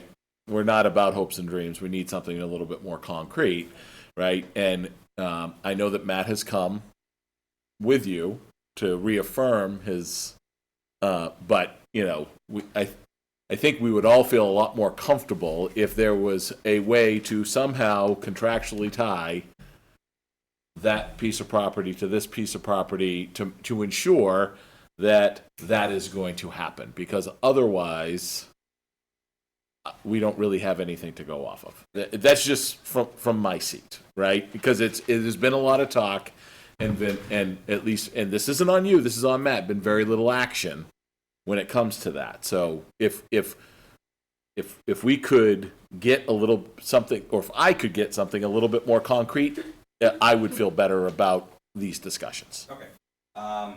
Just to answer your question, I mean, through our discussions with Matt, it is mainly, I believe, because he wants to maintain that flexibility and ultimately, he doesn't, what he has said to me is he doesn't want to necessarily just give that red section now, because it ultimately could be more.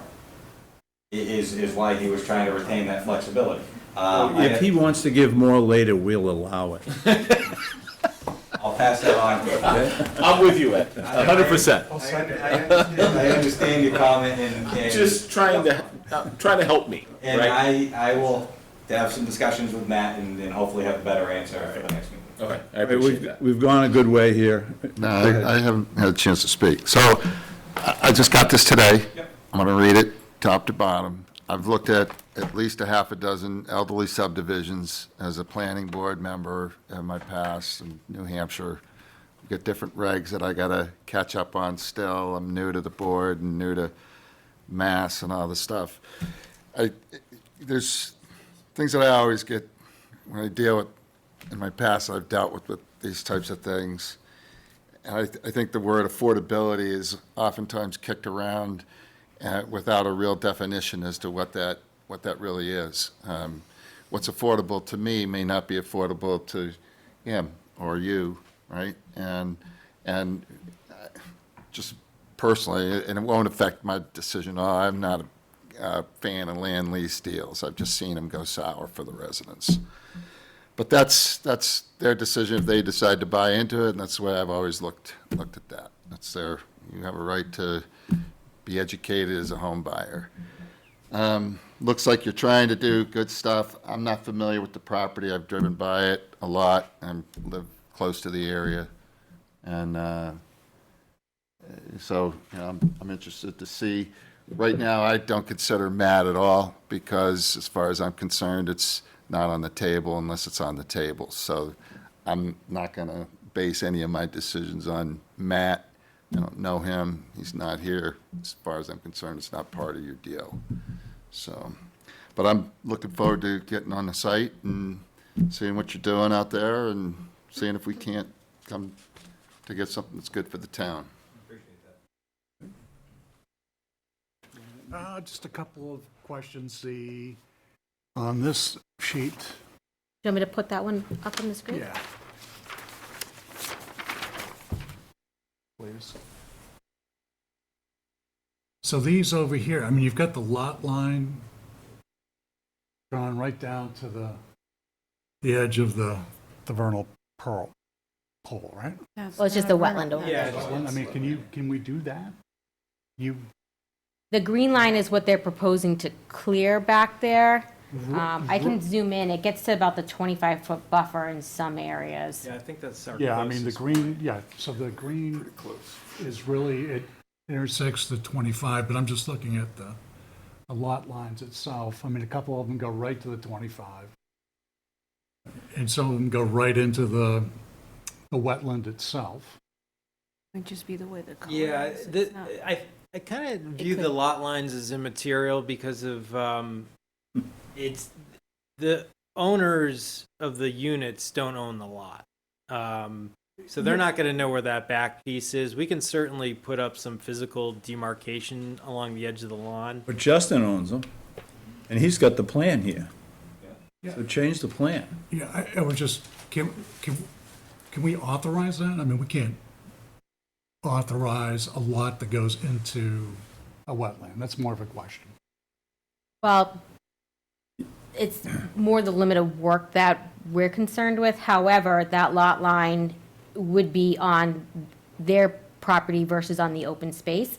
So if it was on the open space, you'd have more security, that would be protected in perpetuity in the future, and that there wouldn't be any projects that come in the future on the back of there, or any potential encroachment down the road, so. Well, we can take a look at, see if we can shore up those lot lines a little bit. I think there's a size requirements that were. Manufactured housing bylaws, they say the 7,500 square feet, frontage, 100 foot of depth. So those lines, as Brian said, we're calling them lots, but it's staying as one lot, as lot 3. But we had to show those lines on there for the planning, essentially what it was. Like Becky had said, it's mainly the green line, which is our clearing. In that one area, it is the one location where it does get close or right up to the 25-foot buffer. Pete, correct me if I'm wrong, I think there is one outflow pipe from 2 or 3 rain gardens in that area. But where that outflow pipe discharges, it actually will not reach any of the wetlands for over 100 feet. Okay, and I know these are retaining walls Yeah, there's a retaining wall right there? On those two Is lots. there, There's also a rain, I think that one that you were pointing at, Roy, is a rain garden on the back of those units. okay, There is a retaining wall beyond that, though, in that one area. is there, you have a sense of what landscaping you could put into these lots that are right up to the hairy edge that might be different vegetation than, say, one right here? Is there, you know, whatever the landscaping might be that helps to mitigate whatever damage may incur? Yeah, If I'm wrong, landscaping now is 1 tree per lot. Yeah, I'm just That like, they're I'm gonna put thinking, in. I know, but is there something that we Yeah. could talk through to get, you know, better grading or, you know, more vegetation or something that's different for these lots that are, you know, in the 100-foot, in the 50-foot? Certainly, these lots need to be, at least in my mind anyway, need to be addressed separately or differently. Yeah, we can, sorry to interrupt, we can provide a little bit more clarity. So what we are proposing to do is, the lawn area is only going to extend up to the flat, and then once you hit that regraded side slope, that's all going to be regraded. But we can certainly integrate, you know, some herbaceous cover and some shrubs to naturalize that area. But once it gets revegetated, it will be left to go wild, and just the flat lawn area would be maintained. Thank you. But thank you. Carson, anything? Why can't you lose a few lots to make the relationship between the vulnerable pools even better? Good question, and we've talked about that in the past. I mean, you know, getting back to the affordability project economics, you know, we could provide a little bit more detail on that, and Jessica can certainly weigh in. But I mean, you could put up some up there, right? I mean, oh, that doesn't work. I mean, That's what I was, No, so that land is actually in Southbridge. Yeah. So they have different bylaws, so our project stops at the Sturbridge line. oh, it does? where's the Sturbridge? yeah, there's an emergency access road from the top Where's the clicker? out to Yeah. Sturbridge that will be gated. So where's the Sturbridge line? This? See that dark, Becky? go down. This is, Right here is the Sturbridge Southbridge One. line. Oh. So the only work we have in Southbridge is this emergency access that we've gone over with the fire department and the police department.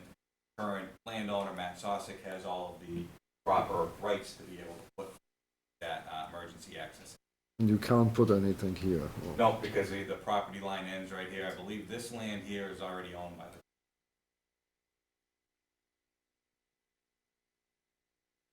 Maybe you can swap this for this open space. Yeah, all right. Carson's horse trading over here. I like it. Good perspective.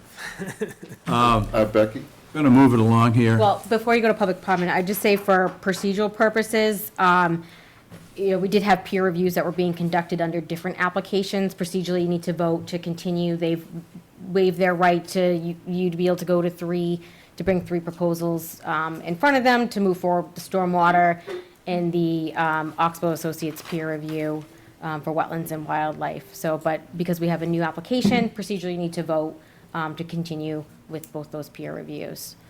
Right? Have a motion? I'd like to make a motion to continue with the peer reviews from the previous applications that were withdrawn. I second that. You second that? Any discussion? Anything that needs to be added to those peer reviews? Becky, have you changed those peer reviews that I haven't done anything to that. The last submissions we received, it's been some time. I did provide the most recent supplemental information to Oxbow Associates. Both peer reviewers will be at the next meeting to go over those reports for the commission, if you have any questions based off those at that time. Okay.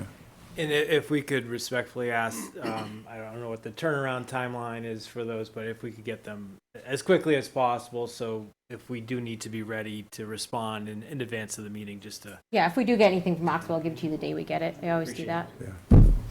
We order. And then also, procedural purposes, I think we need to vote on that Can we first. get a vote on that first? Oh, We sorry. have an open motion. Do we, Sorry. do we go to the public first? No, Nope, okay. this is gotcha. just for the peer review, Peace. All, motion and Motion. second. Eric Gaspar in favor? That's Ed okay. Winglass in favor? Roy Bishop in favor? Ed Gooden in favor? Carsten Stuber in favor. Okay, now we got another one. They've also requested that the board waive the local bylaw fee. It's up to the board if they'd like to do that. When they originally, the first NOI they filed, they did pay the local bylaw fee at that time, which was $50. When they came back in, we had changed our fees, that they had changed a fiscal year, so they were more in line with the nature of the project. They did ask that you waive that. You did waive that at that time. You do need to vote on that again for this third notice of intent. I'd like to make a motion that we waive the additional fees. I think it was appropriate then. I think it's still appropriate now, given the overall circumstances. I'll second that. I have some discussion. I think that they should pay it. They're the ones that pulled this out, pushed it out. I'm sitting here on my son's birthday doing this baloney, and you know, I think they should have to pay for it. So I'm against it. What is the fee? It's $750. So that fee covers permitting and then the life of the project through construction. And they paid already 1,700. They paid $50 before, yeah. Oh, We changed the fee in July of last year with the fiscal year change. The town of Sturbridge fees were created in 2002. Every notice of intent was a $50 fee. It hadn't been changed, so we did change those last fiscal year. So a commercial project of this nature, the fee would be $750 now. So, question, so the board had this in front of them before, the $750 fee? Correct, yep. And Yep. they decided to not charge the applicant at that time? At the second, yep. And I know I- We voted what was unanimously the not to. reason Then that we decided to not charge them, the board? Well, we've essentially been put in a situation where, because of quorum and because of the changes in the board and because of legal pronouncements and recommendations from town council, that it became, almost impossible for us to move So forward we with were any other portion. partially. Yeah, we were part of it. If we were still that 5-member board from when this all started, we wouldn't still be likely talking about this, right? We So would be here, if we didn't contribute to it, I wouldn't be making the motion. And that's your recommendation to, Right. okay. All in favor? Eric Gaspar in favor? I'll vote in favor. Roy Bishop in favor. Ed Goodwin opposed. Carsten Stuber in favor. Is that it? We got to go to the public. You guys want to give them some seats? Yep. Well, there's a mic over there. Yeah, they can stand. The legal trouble. What? Hi, Robert Barnes, 42 Fiskill Road. You can pick that up and hold it if you like, Okay. so you know. My question is, and I may have missed something, but Where is the sewer service for this project? So the sewer service will come off of what we've been calling Matt Sussex Road. It's currently under construction. It's Berry Farms Road is the name. So if you drive to the site now, you'll see there is construction going on off of Main Street. So that's a subdivision road that has already been approved. That will then gain us our access at Lot 3 at the end of that cul-de-sac. So there'll be a sewer main that comes off of Main Street to the end of that cul-de-sac, and then our project will pick it up from there. So is the sewer service being provided Sturbridge By or Sturbridge, sorry, yes. through Southbridge? No, by Sturbridge. It's all been approved? Yes. Well, it's- DPW has weighed in and has shown that all of the flows for that area were calculated for when they did their last calculations. So the bodies in Sturbridge have approved the extra sewage coming from this development? I think the selectmen have to approve. The DPW has already weighed in and submitted all the documentation that I know was provided to the board as well. I That think shows that, that don't we- the selectmen have to approve it? I don't know the answer to that. I've asked the same question you've asked. And the current landowner has all of the approvals. Sure. I think currently, though, it goes to the town of Southbridge through an agreement with the town of Sturbridge. Yep. And eventually there is a plan in the works that that portion of town will go to the town of Sturbridge treatment facility. But currently, that portion of town is still directed to Southbridge. You told me earlier. John Swerbley at Direct the Butter. I got a few questions here. Will that response you're making to the board be made to the public? Will that be available to the public? The response on the bullet points? Anything that comes to the board Okay. is All right, available great. to the public. Okay, thank you.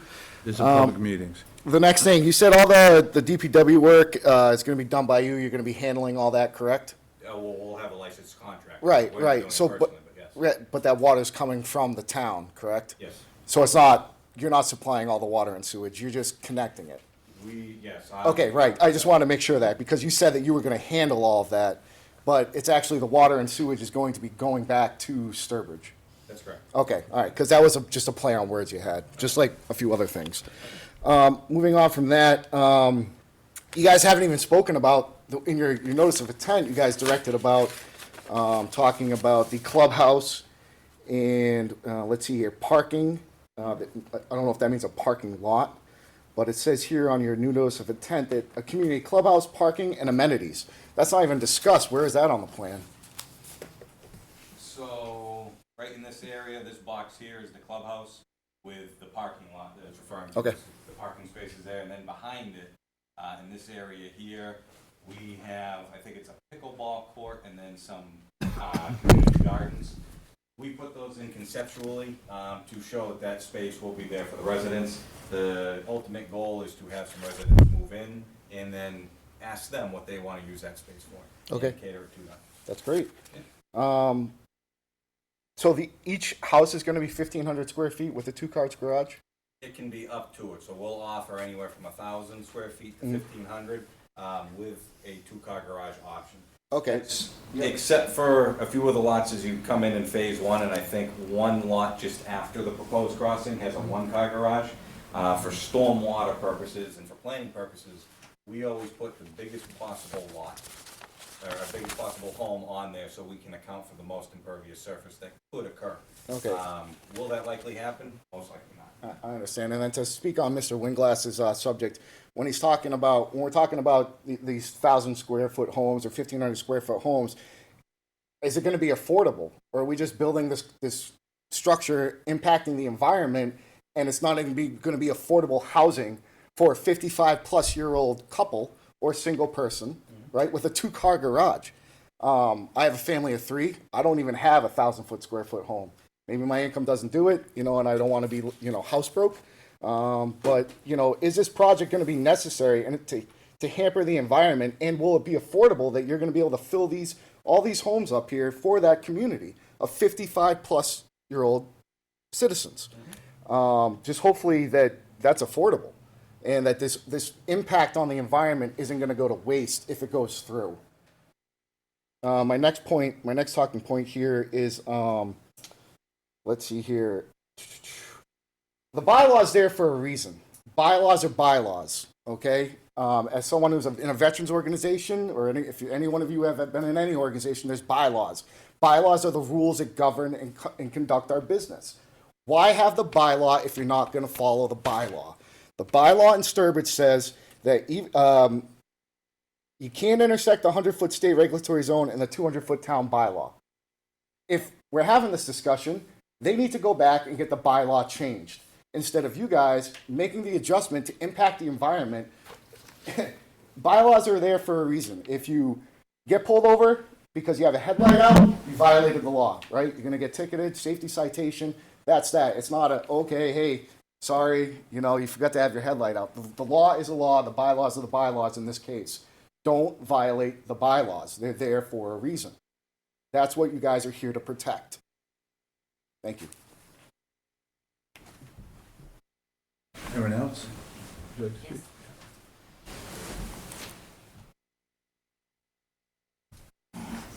Hi, good evening. My name is Tara Ballounis, and I am a resident at 6 Ridge Hill Road. My property, actually, if you look at the, I think you called it vernal pool E, that one right there, yes. So that extends further to the right, and it goes right up. It actually is on my property. The far end of that is on my property.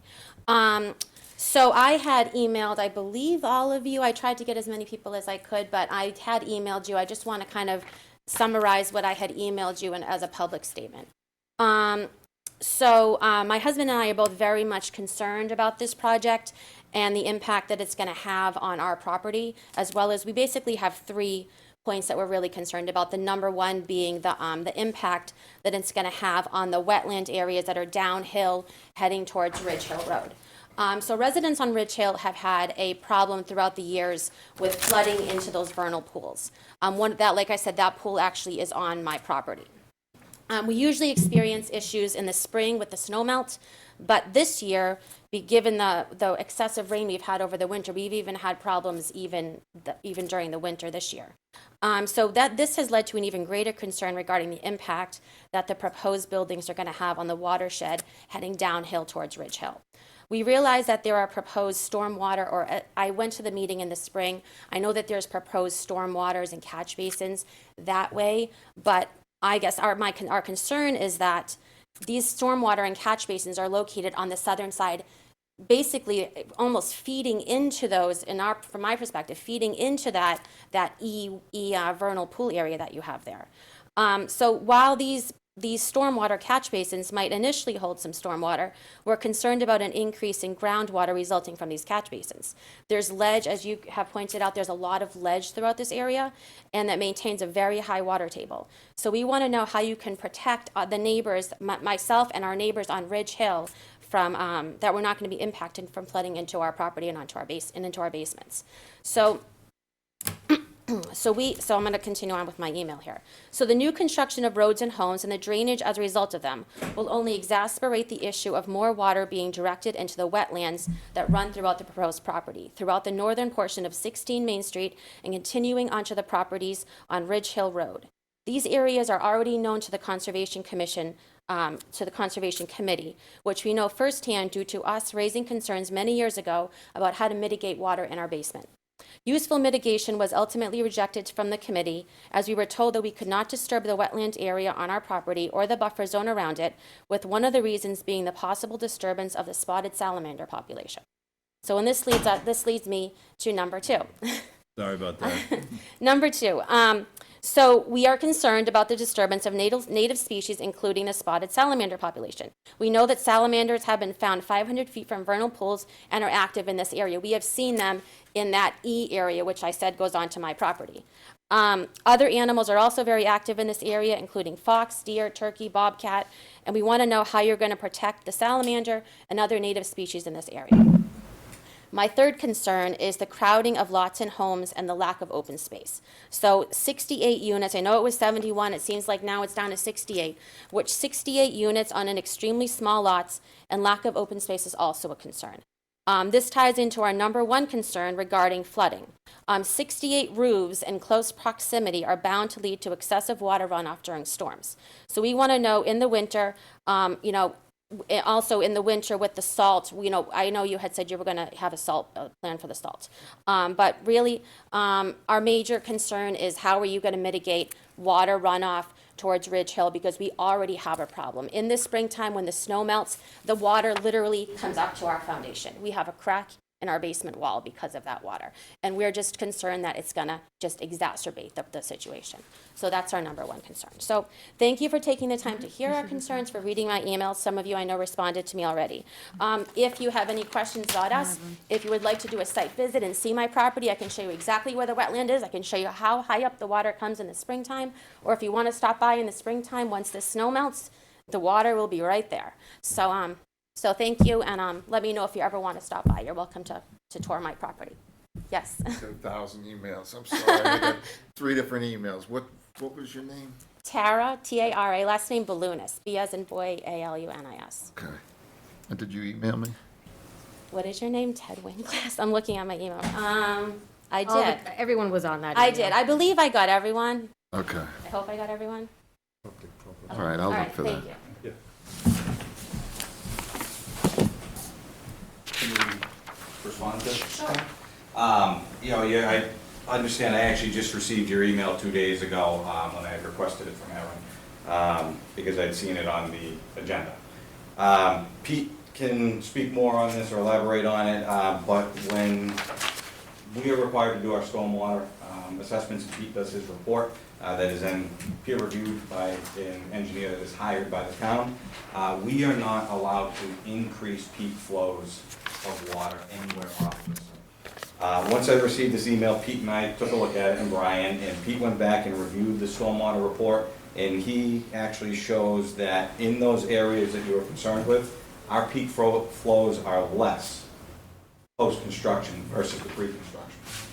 So what that means is that we will not be adding any additional potential for flooding to that E-series beyond what already occurs. We obviously can't fix the issue that's happening, but all of the models and all of the stormwater report that Pete has put together shows that our peak flows will actually be less than what they are right now. When you say what they are right now, what do you mean by that? What's naturally occurring right now? Correct, yeah. Or what's modeled for, what it's modeled for? Pete, do you want to explain the? Sure, so How you do that? when we do our stormwater analysis and our design, we need to take our design and compare it to something. So we analyze what's going on right now, soil types, cover, flow paths, all this stuff, different analysis points. Anywhere where water goes from this property, we have to analyze it pre-development and post-development. And there's specific rules set up by the state and the town for standards of what we have to meet for stormwater. One of those is not increasing peak flows, which is what causes flooding.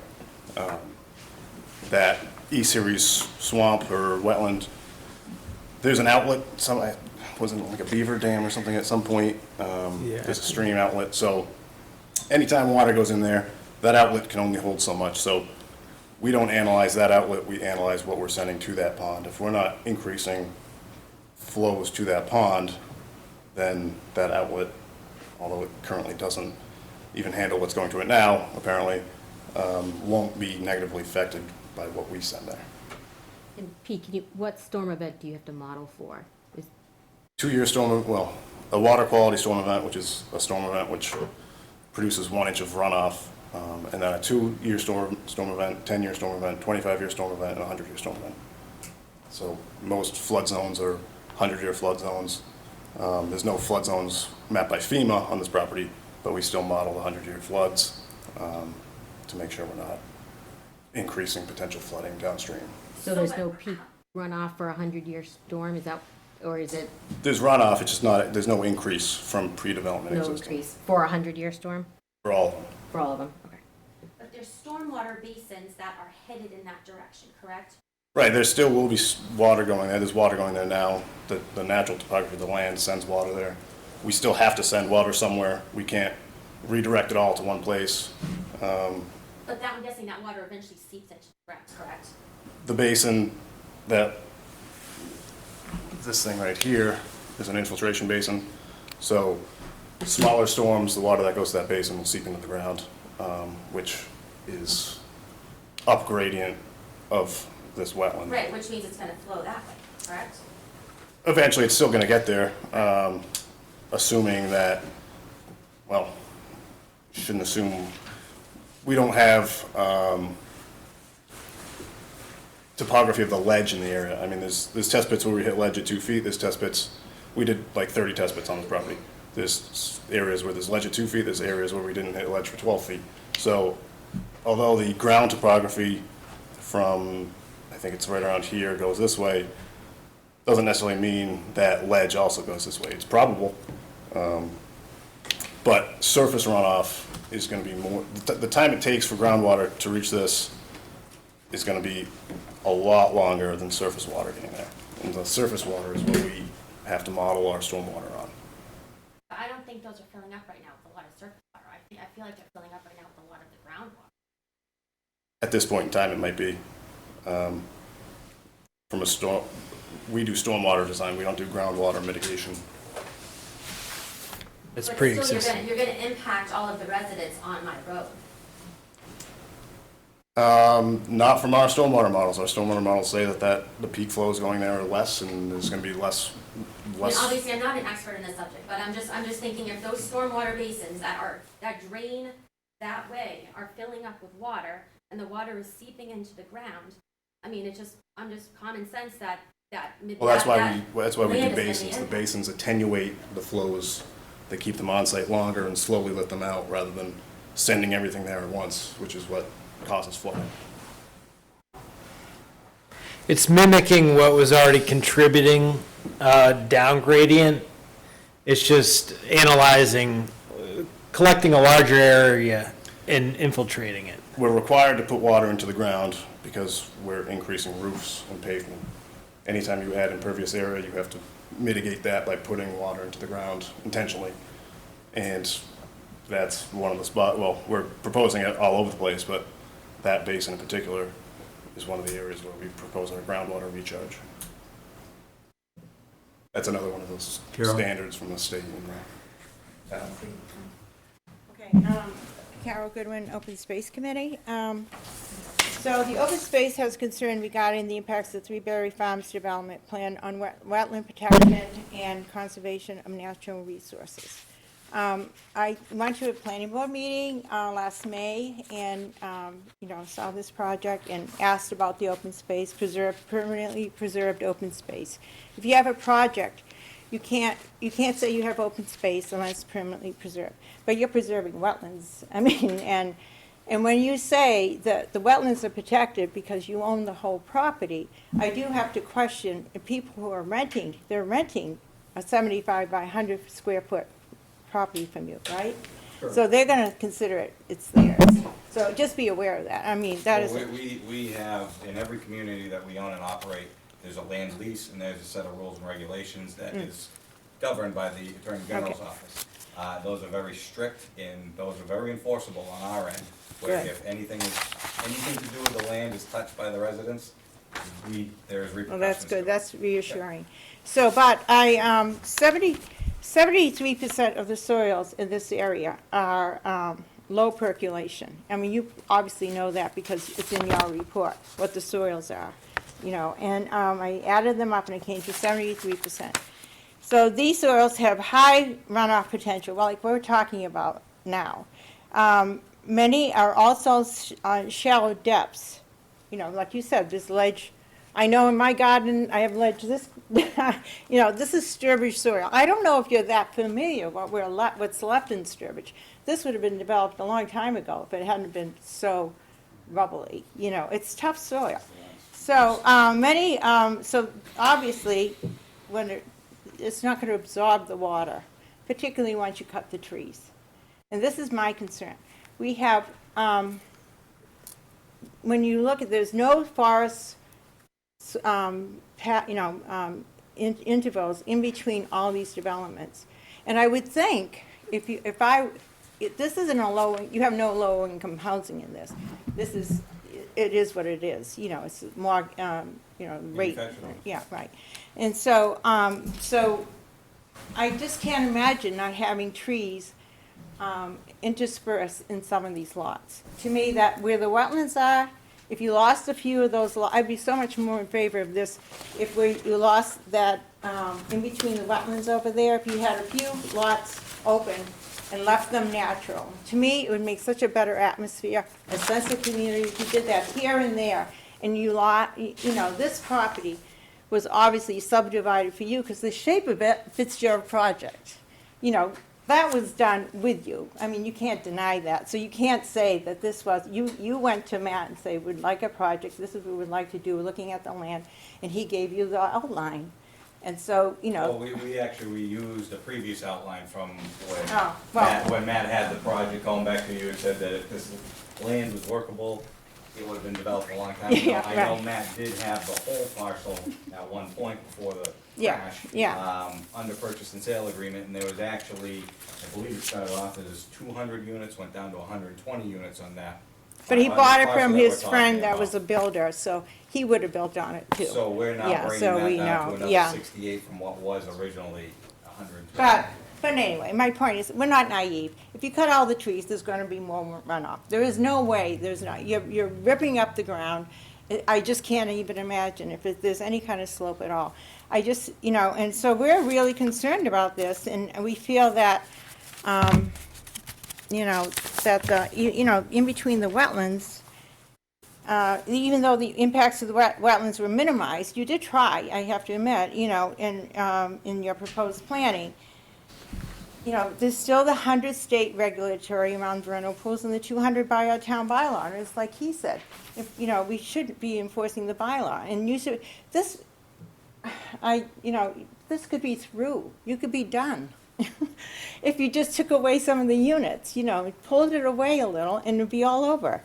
You know, and we do recommend, you know, forest vegetative strips in between to make it more, you know, it's better for the residents. People like to be in a natural environment. I just, and then to enhance wetland and upland habitat, the Open Space Committee requests the project move the development further away from the wetlands and the vernal pools and decrease housing density. Maintaining swaths of forest between the lots to increase upland forest connectivity. We're talking about the salamanders.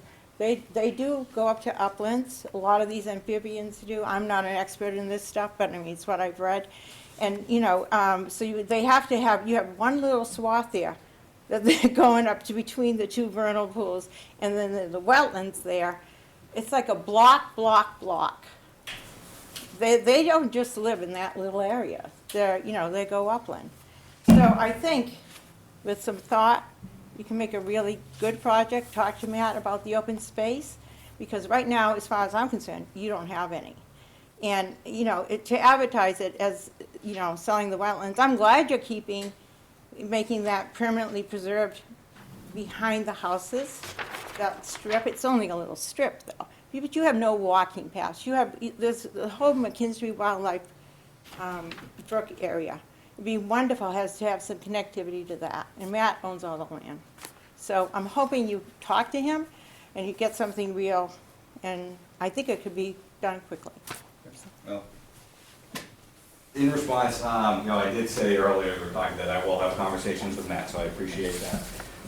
And I know this is good when you had mentioned that you were at the planning board meeting last year. I thought I recognized you. Yes, I was. You know, I wish that I had known that you were on the open space committee, because we would have. I think I said it. If you did, I missed it, because we Yeah. would have loved to have the opportunity to come in and meet with your committee to discuss these concerns and Well, on they top would have of. all been here tonight, but they couldn't, we met yesterday. Okay. And they're very, you know, the first glance, a lot of the members are really upset. But then I explained that, you know, hopefully we can get some open space and make it so much better for the people that live there too. I mean, you have to think of who's gonna live there too.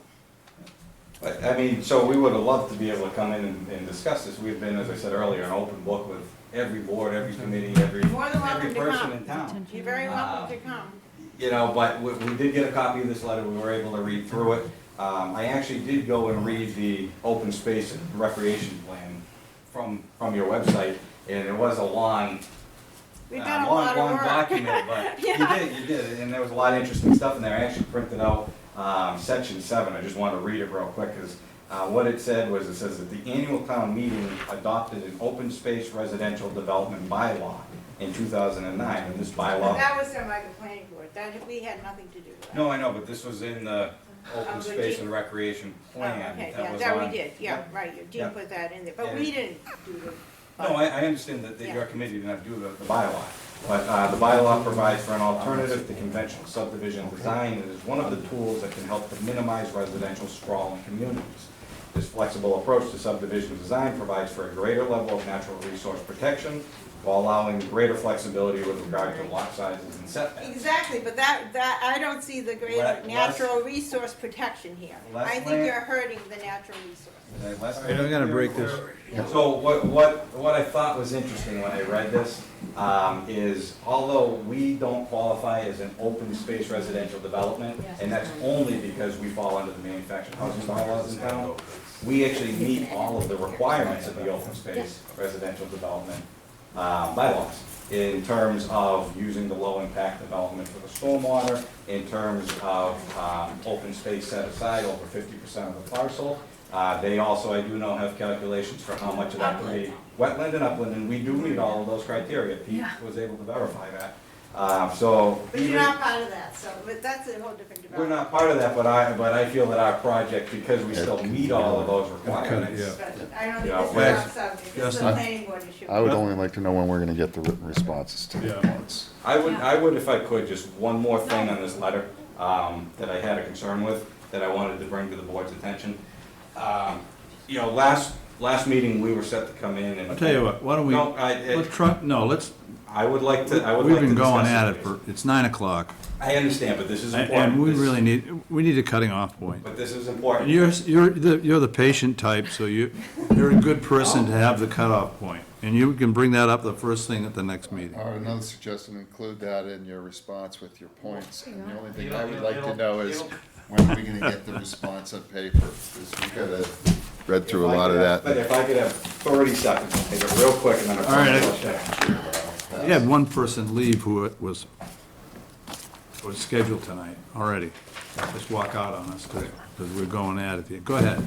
All right, so we were set to come in to open the hearing last meeting and then give the presentation we gave tonight. We ended up asking to not open the hearing and ask for a continuation. We walked out of the building, and shortly thereafter, there was a member from the audience that walked out. And Mr. Goodwin, you as the chairman, you actually stood up, grabbed a copy of this letter off of Becky's desk and handed it Handed to him, that's to correct. him prior to our meeting being open, but more importantly, prior to us ever receiving a copy of this letter Right. as the applicant. We didn't receive a copy of this letter until the following Tuesday. And I personally don't, I find that discouraging and You walked in and you walked out, and there were people here because of you to have a meeting. Come on. my question is why was this document not provided to us as It an was, you got it the applicant? following Tuesday. We had it here, we had it printed to give you, it came in like a day or two before Yeah. the meeting. If you had just been here for another 30 seconds, you could have had a copy. Or you could have stepped back in and said, hey, what did he get? But You know, We don't typically just provide that. It was addressed to the You don't- board, we you had don't- it in our you file, don't but provide documents in response that we should be able to respond to. we were gonna give it to you at the to meeting us. last time you were supposed to be here, and it I- was I- available. on If the I website. may, and I don't want to belabor this any further either, I would like to move it on, but from my seat, if we were going to make a discernible effort to get up and hand it to a member of the public, we should have gotten up and also made a discernible effort to hand it to the applicant. But I'm done, I would like to be done with this conversation for this evening. I didn't hand it to anyone for the record. I'm not pointing to anybody, I'm just making a pronouncement. All right. And that's all we're asking for in the future. Thank you. all right. Close the public That's it. meeting. No. Continuation. They would I'd like to make a request motion one. that we continue the public hearing with regard to the Berry Farm Road property until the 30th We'll email you the of schedule. Second there? All right, thank you. Thank you so much, everyone. Thank you. All those in favor? Yes, sir. Gaspar in favor? Ed Winglass in favor? Bishop in favor? Goodwin in favor? Council Stuber in favor. Thanks so much. It's nice of you to stop by. You know? You missed us. That new logo gear you got there? Stepping up. The boss is taking good care of you. Every once in a while. Thanks, everyone. All right, what do we got, Beck, for 7. minutes? No, number Nope, 7. we can skip over the minutes and do that afterwards. We have All people right. here for 7 and 8, number 9 left. We'll put it on the next one. All right. All right, 7. You're up, Roy. Roy Rose. So who left, actually? Number 7 on the agenda. Pat. Yeah, so these are old business items. This number 7 is 226 Roy Road, DEP file number 300-964. We asked the property owner permit holder to come in for an update on where there was, for the newer members, he was issued a permit to raise and rebuild a house. There was some temporary work disturbance allowed and to be restored. We recently talked about it. There was an extension that was granted, he didn't have it, we reissued it, it was to be recorded, I'm not sure if it's been recorded yet, and then, they were working with the landscape company to do some of that work out there, so looking for an update on that. Sorry for the wait. Yeah, no problem. I just more upset that he upset everybody before I had to come in front of you. Anyways, Josh Roy, 226 Roy Road. Real quick update on the property. We did receive the copy of the notice from the board. It has been forwarded to my attorney to file with the Registry of Deeds.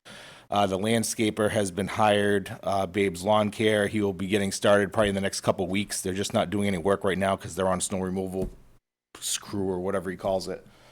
But that work will probably be done within the next couple of weeks. I'm hoping by the first week of April. And then we can have a site visit and have that done. The no trespass orders will be lifted here in the next couple days. I did speak with Sturbridge Police Department on how we do that process. So that's going to be happening soon so that you'll be able to go on the property and confirm that that work has been completed in accordance with the order of conditions. Okay. And just make sure the lawyer sends a copy of the recording. First page of the. Yeah, Yes. he needs to do that before he can do any work Yeah. legally. No, you didn't get it. You didn't get it. I can go. Well, no, it said any future Specifically members said too, any so. future appointed board members, but it's water under the bridge. So is that it for 226? On me, yeah. Anybody? You'll just Anybody? apply for Becky, a anything? certificate of compliance, right? When when When he's you're done. finished, yeah. Yeah. When it's done, when the work's complete. Yeah, just let us know when he's gonna start work. Yep. Sounds good. Yeah. And then 110? You want to do 110? Yep. Okay. Okay, 110 Brookfield Road. I'm not, did you get the copy of the file from? Yep, I can pull So I that just up. received these plans yesterday from Mark Farrell. So I don't know if you guys have gotten electronic copies of them to review them yet or not. He sent them in yesterday Yeah, I got them. afternoon. He literally just surveyed the property like a week or so ago. I've been chasing him for a few weeks. So I have his clean copy, and then I highlighted some areas just so it's easier to view, but we can start with the clean copy or, Whatever you want. I mean, you just. Okay. yeah, well, I highlighted so it's visible, so we've got the wetland line that Mark flagged out there, which we'll still need to go out and verify. The red line is approximate, this is not, this was just done through Adobe, approximate 25-foot buffer zone that you have, then there's a 50-foot, there's a 100-foot, and then the 200-foot he shows there. The yellow is just the areas that, the difference between the Joe Levesque plan he showed on there, and then the Correct. line he put on So- there, just so it's easier to see, but I can. So let's start with the easy one. So one of the concerns or one of the quote unquote possible violations with the property was the cutting of some trees on the north side of the building, which is behind the garage. So it's up in this. Let's see, there we go, right in this area here. As you can see, it's outside the 200-foot buffer zone. So as far as I'm concerned, that concern is null and void, correct? Well, we haven't verified his line. I'm not saying there's anything wrong Okay. with that, but we couldn't say that that is the the buffer zone at this time. Okay. But right, what we had said was, we thought it was near there, we weren't sure exactly the exact Okay. location of it. Now So if that's moving- correct, then your tree removal was not within the jurisdiction. So moving on to the areas in yellow, I'm going to start with this one here. So I understand that the information you're looking at on Joe Levesque's plan calls this, I believe he calls it as a gravel area or something like that on that original Yeah, plan. that line is edge So of there's some pavement. things that I want the board to understand, and I will literally fight this till I'm blue in the face. This has all been grindings, okay? It's been in grinding since 2013.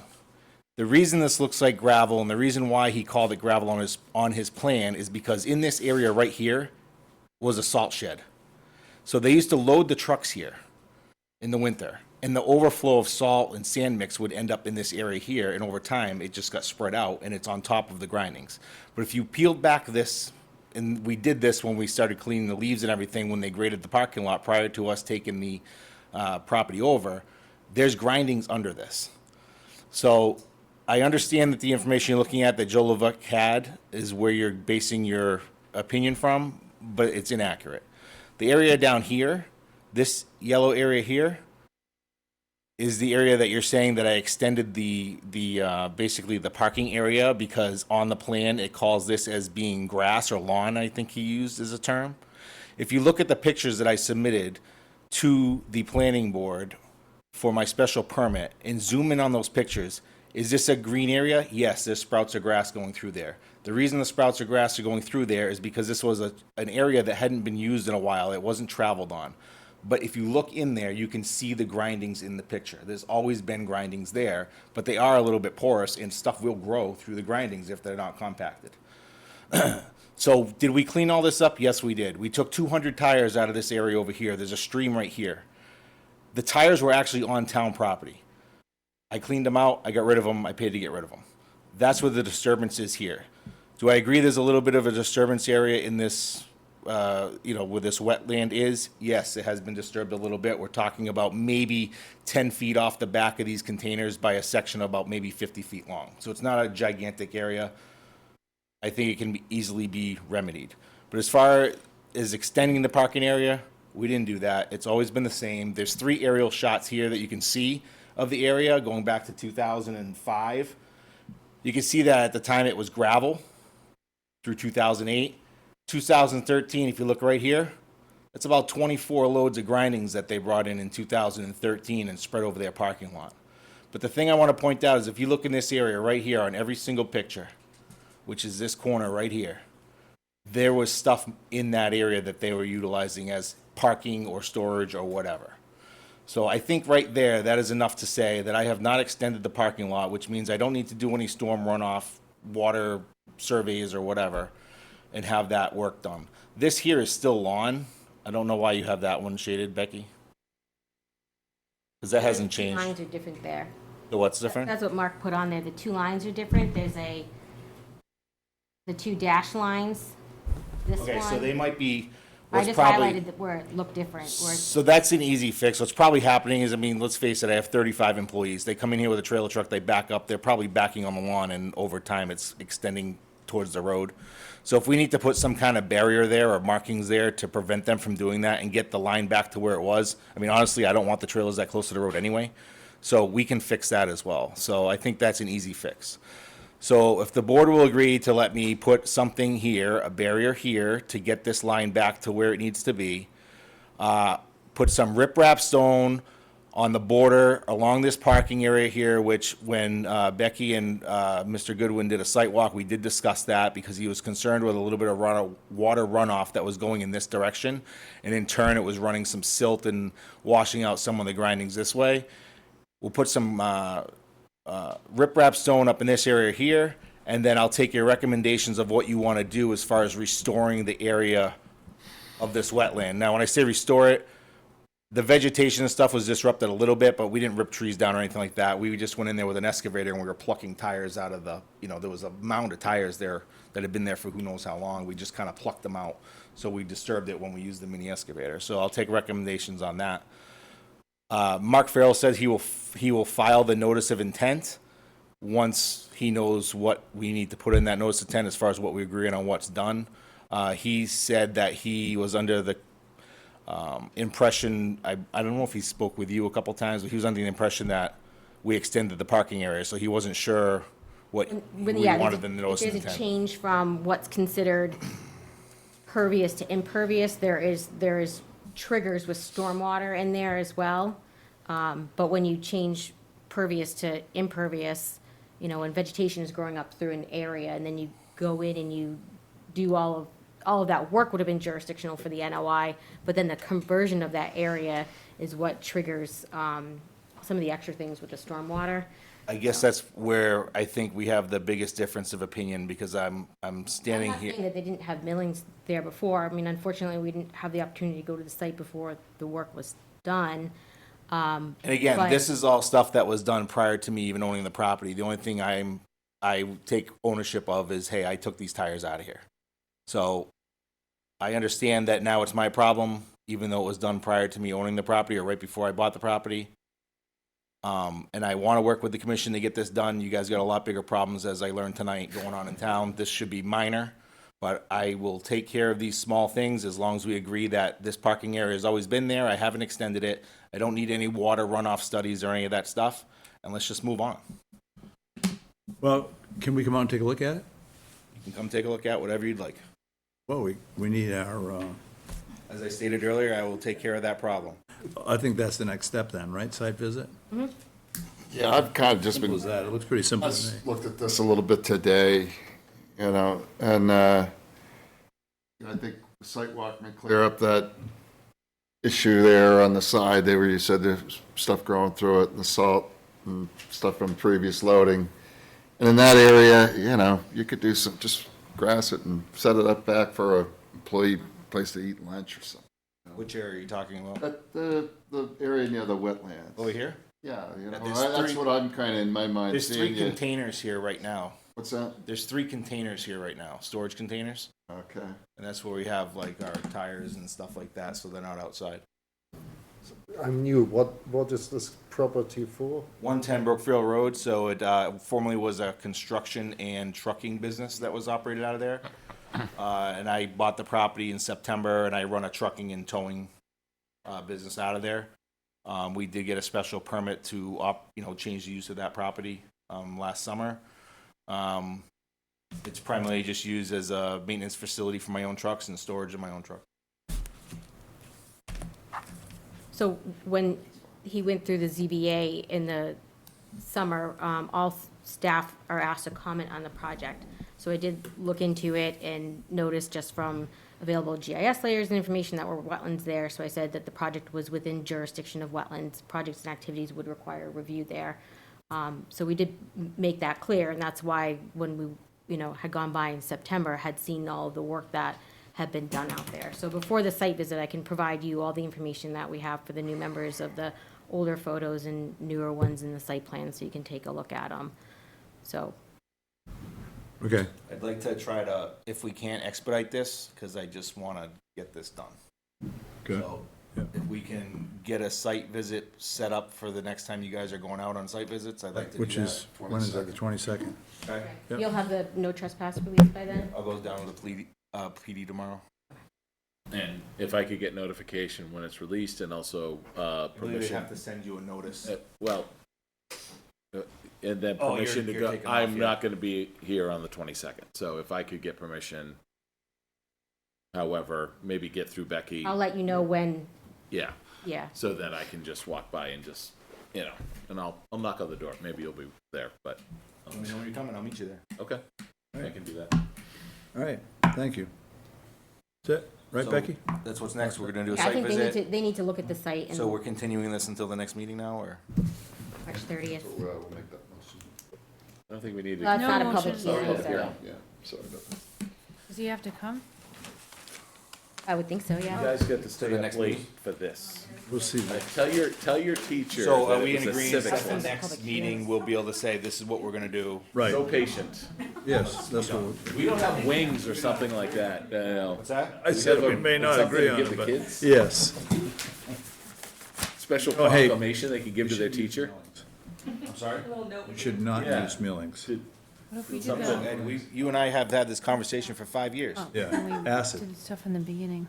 Arsenic. Right, we can't do that. So you want to know ironically who put those millings there? No, I don't. I'm just saying, Yeah, if you you do. go on Town of full, Sturbridge did. I believe it, they got a big pile of them. But I'm just saying to you, you know, dry day, you get that dust in.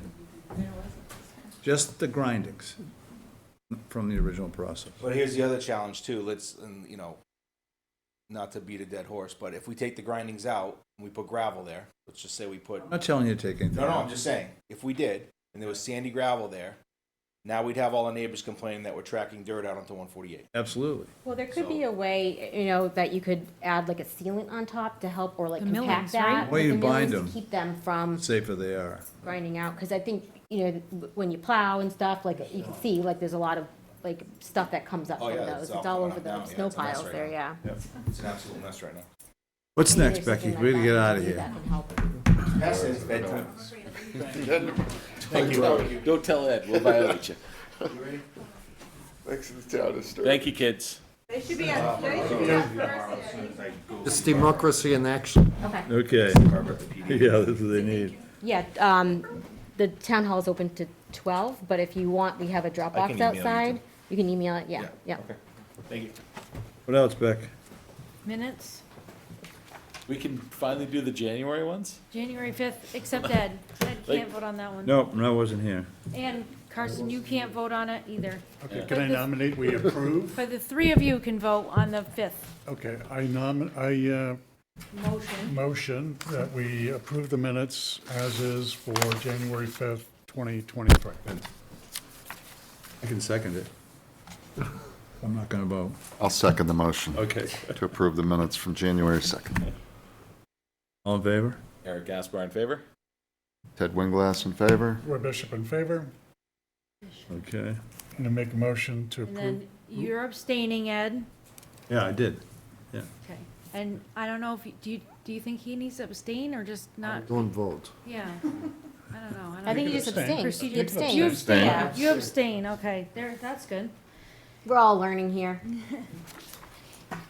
Okay, I make a motion to approve the minutes as written for February 16th, 2023. I abstain too. I'll second it. Eric Gaspar in favor?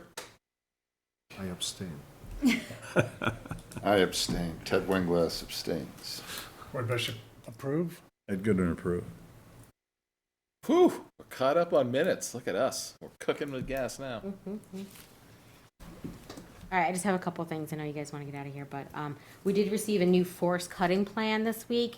I can pull it up on the GIS if you want to look real quick, but it's a property on Podunk Road. Long time been in forest management. They're proposing to do looks like a fairly substantial cut out there, but for the size of the property, I don't know. I'm not a forester. But we do have like 10 business days if we have any comments that we want to provide to the Department of Conservation and Recreation. They do have some wetland crossings out there. There's one area that there might be another wetland, so that was the only thing I was thinking that would be important to note for them, just so you're aware. We do have the additional ability to comment to the Board of Selectmen. Sturbridge has a forest harvesting bylaw that requires a public hearing be scheduled with the Board of Selectmen, with a butter notification, to kind of go over that plan. They have to have a DCR-approved plan at that time to do it. They do ask us for comment at that time. We will get notified from the Board of Selectmen's office that they have that in, and they send it over to DPW. They have to get access permits and stuff like that. So there's really no necessary comment on that at this time, because they haven't filed with them. By law, they're required to send us a copy of the forest cutting plan what I should also say is, if they file a DCR forest cutting plan, they don't have to go through the Wetlands Protection Act regular review process, so they don't have to file a notice of intent with us and review, provided they follow that forest cutting plan and the BMPs that the state requires. So, we don't review those. And the property is in chapter land for forestry, so it's a long-term, it has new property owners, but they kept it in the program. You had something else? What else? Second thing? That's the only thing about the forest cutting plan, yeah. Want me to move on? Yep. Okay.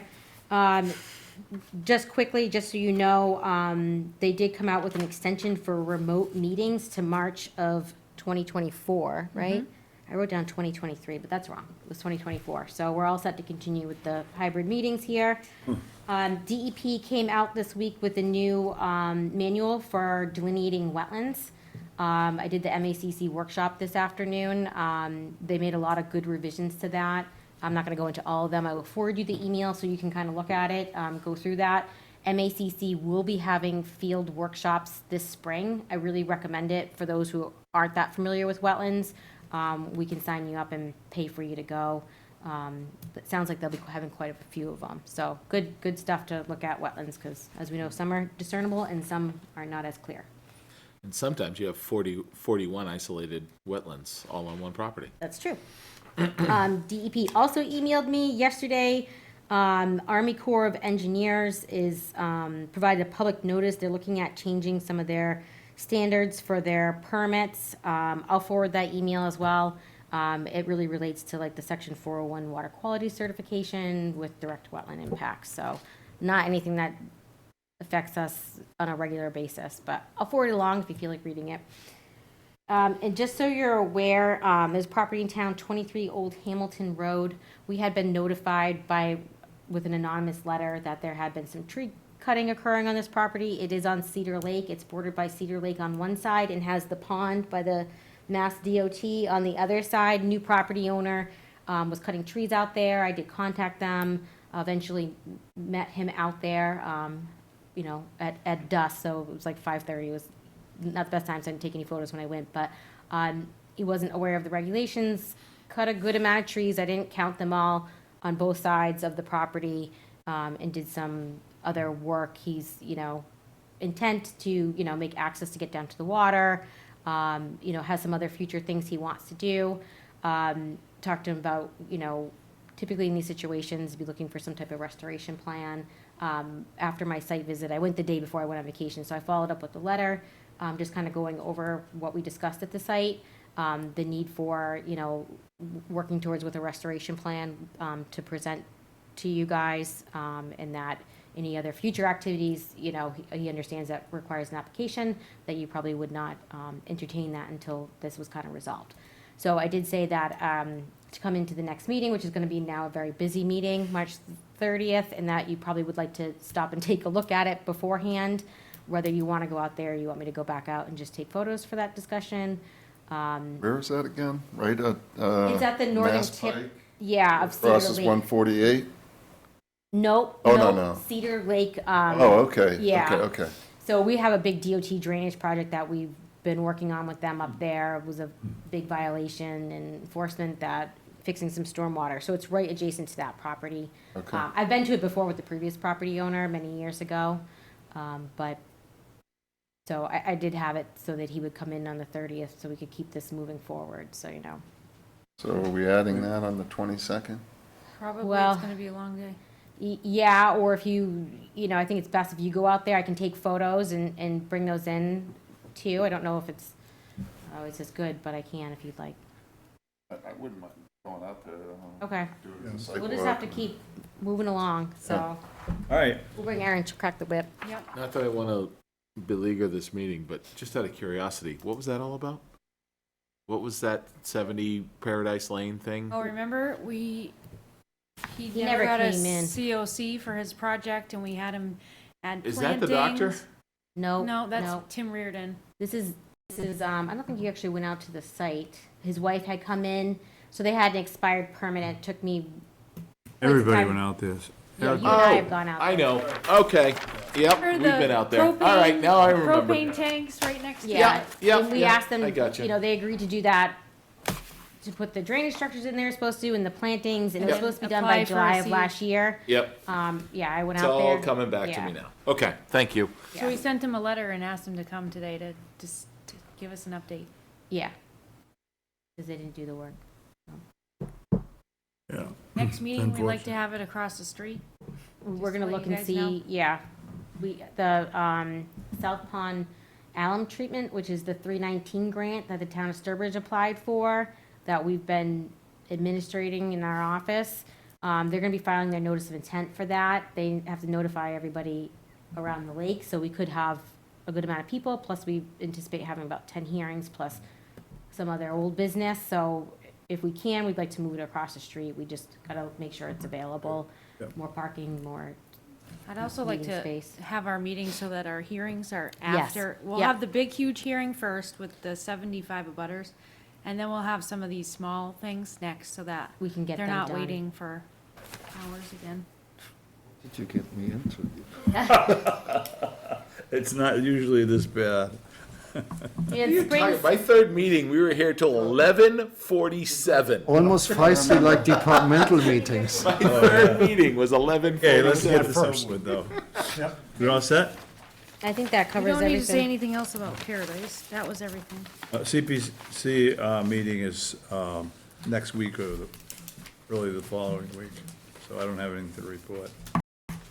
And we have no lakes, so, apparently. Or they only have meetings when I'm conflicted with this meeting. I saw an eagle on Cedar Lake yesterday. Oh, did you? Yeah. I had a question for this, what is it, where we from, are we getting a DEP report or notice? Or? We will